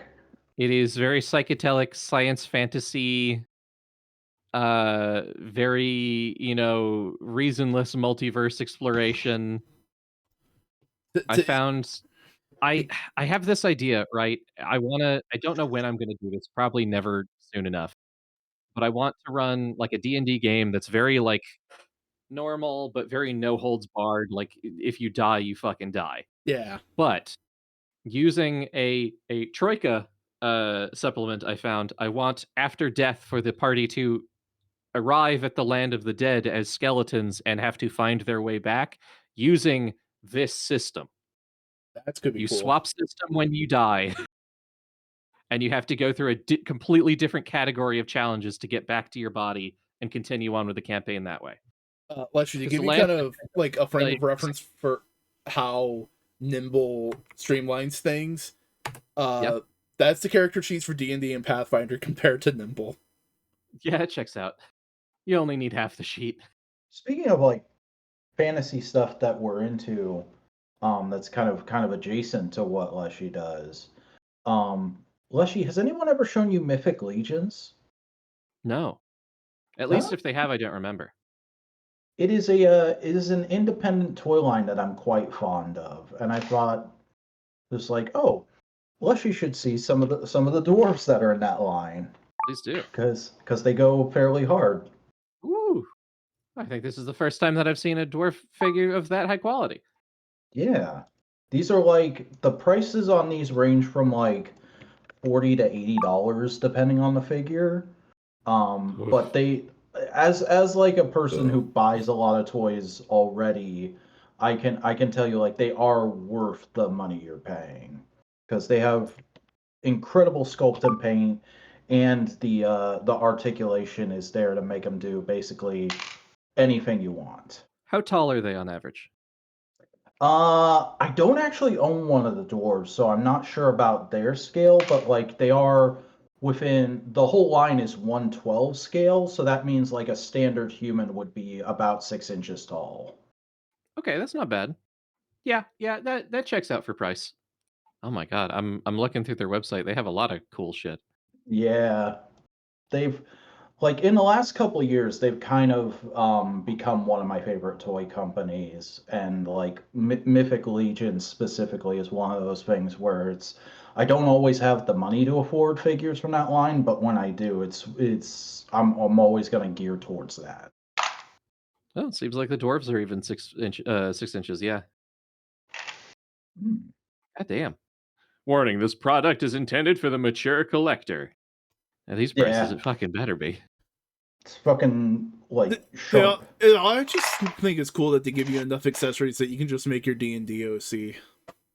Oh hell yeah! That's another like perk to the line is all the parts are on like the same kind of joint system, so it's all interchangeable, and of course like you can break out the paints and you can just kit bash to your heart's content. I love that shit. There should be a bearded lady dwarf head though. Mm-hmm. That first set that I posted, the I think they're called like the Heroes Under the Mountain or something like that. That 2-pack just came out, and I think that's the first female dwarf they've done. Yeah, there's not a lot of representation on that front almost anywhere, so I'm glad to see it. Mm-hmm. It is a thing that like I don't know if they know they need to get better at it, but they do have a problem where like a lot of their female figures share parts, and there's not a lot of diversity within that. And I've seen people talking about that a lot lately. Like they put out a figure recently that is just like it's meant to be customized into whatever you want. So it comes with 4 of the same head, and they all have different colored hair. But people were kind of like cocking an eyebrow at that because they'd already put that head out with a bunch of different figures and different hair colors before. Yeah. Well, they'll get there eventually, I'm sure. Yeah. Okay, speaking of kit bashing in mind, I'm gonna take a little bit of a left turn here and ask, do any of you follow Craftsman on YouTube? Yes. Fuck yeah. Yeah, I've been following him for ages. I figure y'all might be with brief chatter of doing your own toys at home earlier.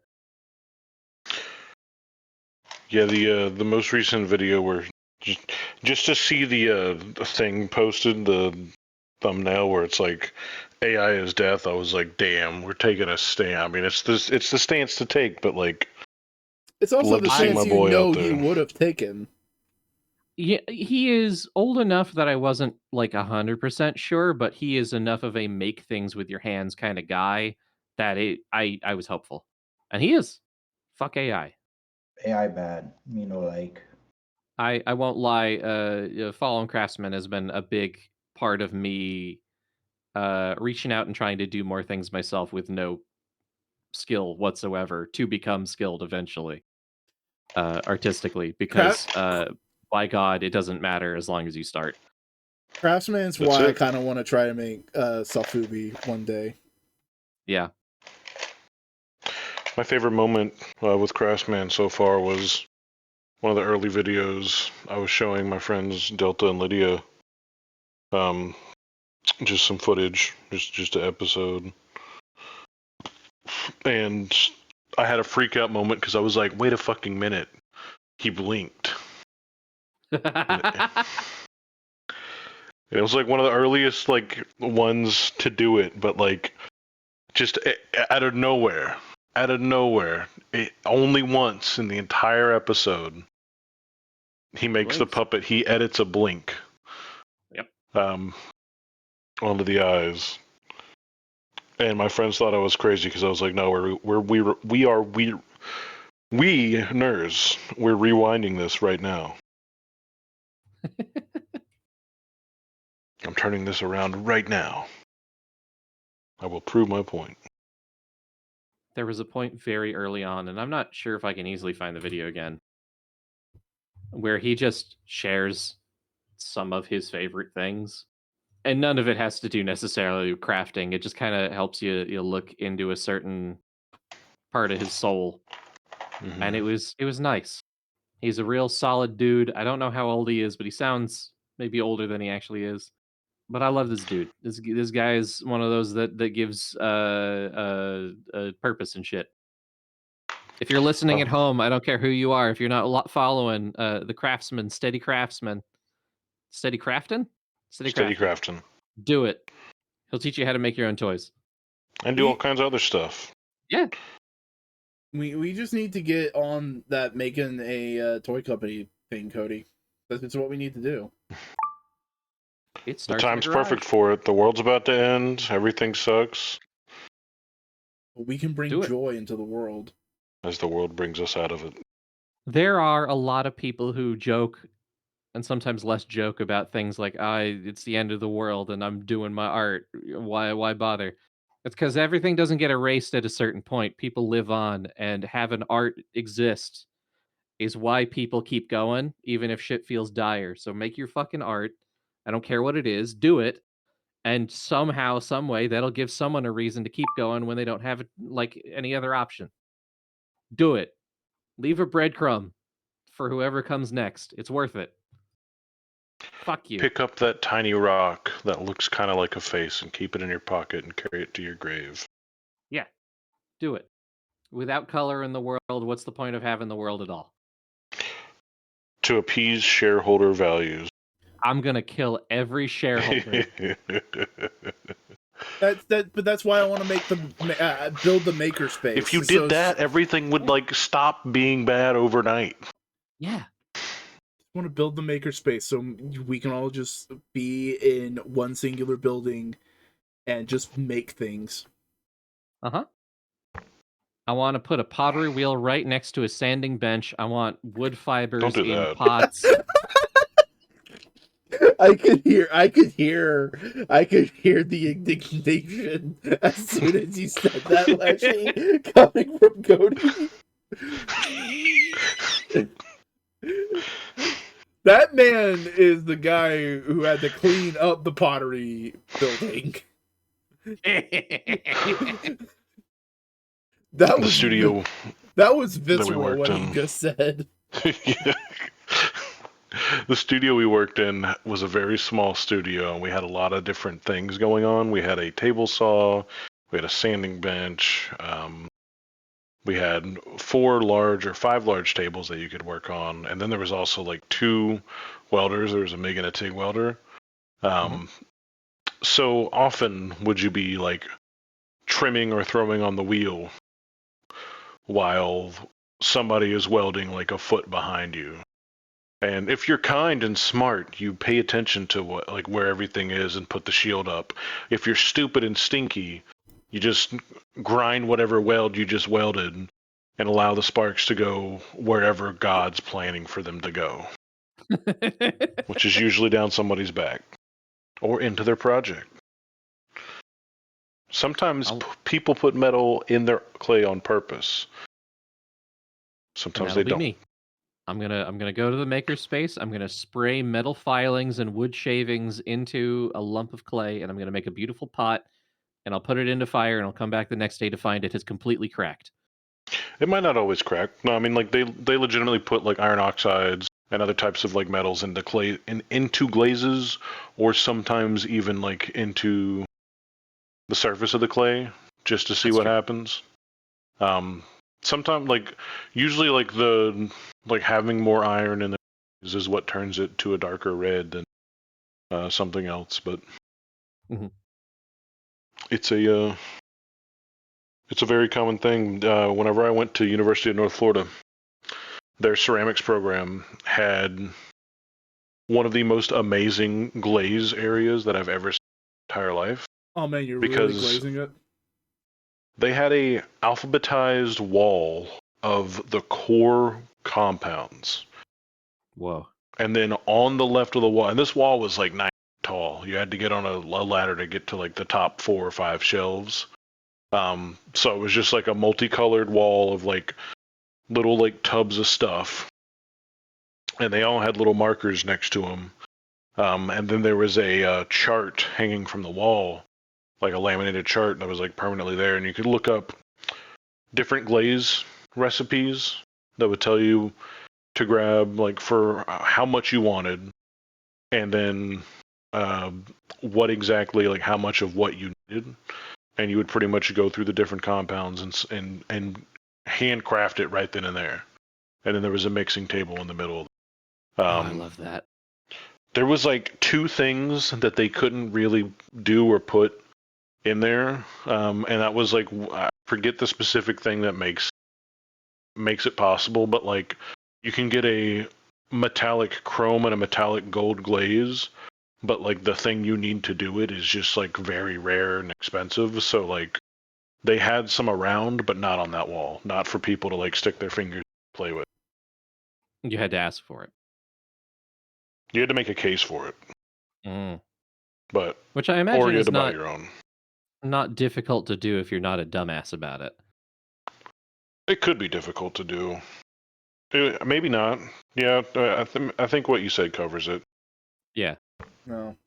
Because it wouldn't be making an argument of like it's going to look pretty. It's going to look pretty if used correctly no matter what. Yeah. But obviously you're not dipping a whole thing in it. You're using it to accents. But I never got to see it used there.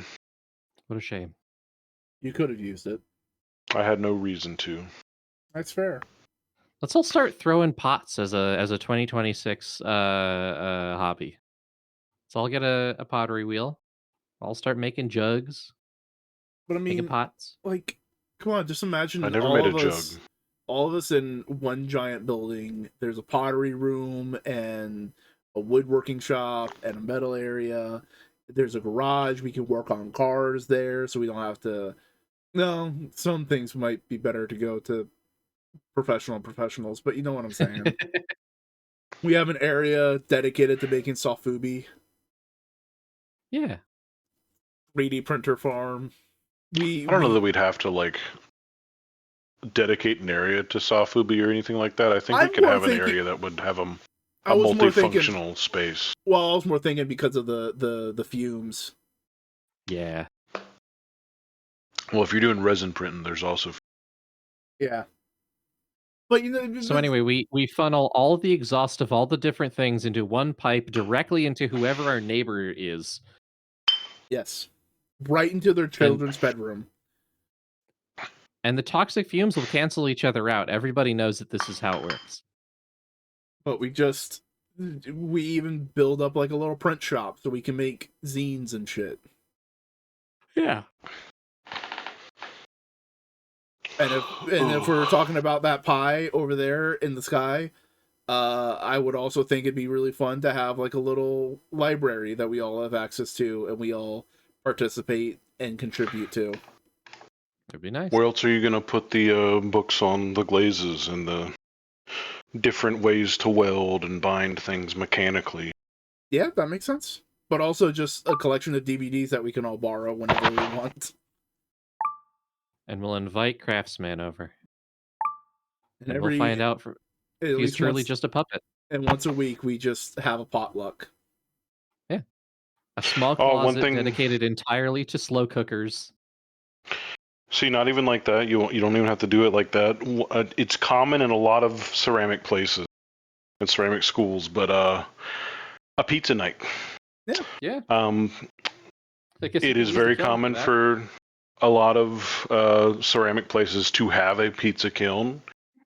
Sometimes it's better for like specific types of clay and to like make plates and stuff like that, or controlled small like bakings when you don't want to just like have it be part of like the massive batch. And you like pretty much like learning how to do a pizza kiln. If you have kilns that were made there, you have parts to make a pizza kiln. Yeah. And so we would have a pizza night. One of the things that the UNF ceramics program did to like raise money is to have people come by and like make their own custom pizza, and then we baked it for them. And Hell yeah. those nights were incredibly fun.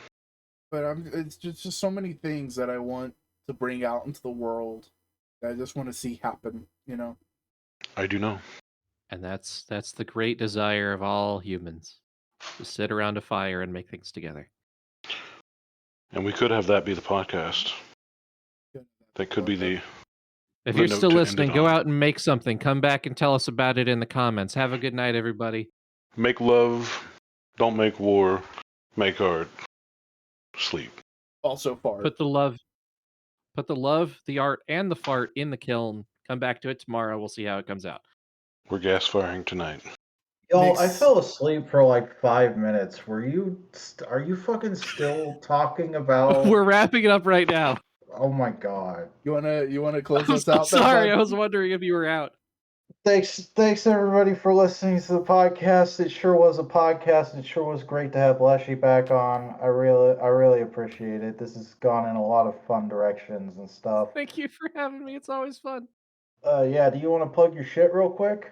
I'm on hiatus, so I'm not doing anything right now. Oh, that's perfectly fine. You can find me as Leshii, Leshii on everything. Sometimes the dwarf, but lately mostly just the regular. Snowderful? You can find me at Snowcon83 at Bluesky, never_robot on Instagram, where I seem to be posting once a year now. And wherever else snow cones are gaming. Boingus. Hello, you can find me in a variety of places on the internet. All you gotta do is search for Boingo Writer. Frequently one word. Yeah, and I have internet stuff. It's in the video description. There's a link tree. If you enjoyed this podcast, like, comment, subscribe, follow us on the things that are linked in the video description. I'm going to start trying to use the modular Bluesky again because I completely forgot about it. But it'll come back. It'll all come back. And we'll come back next week with more podcast shenanigans.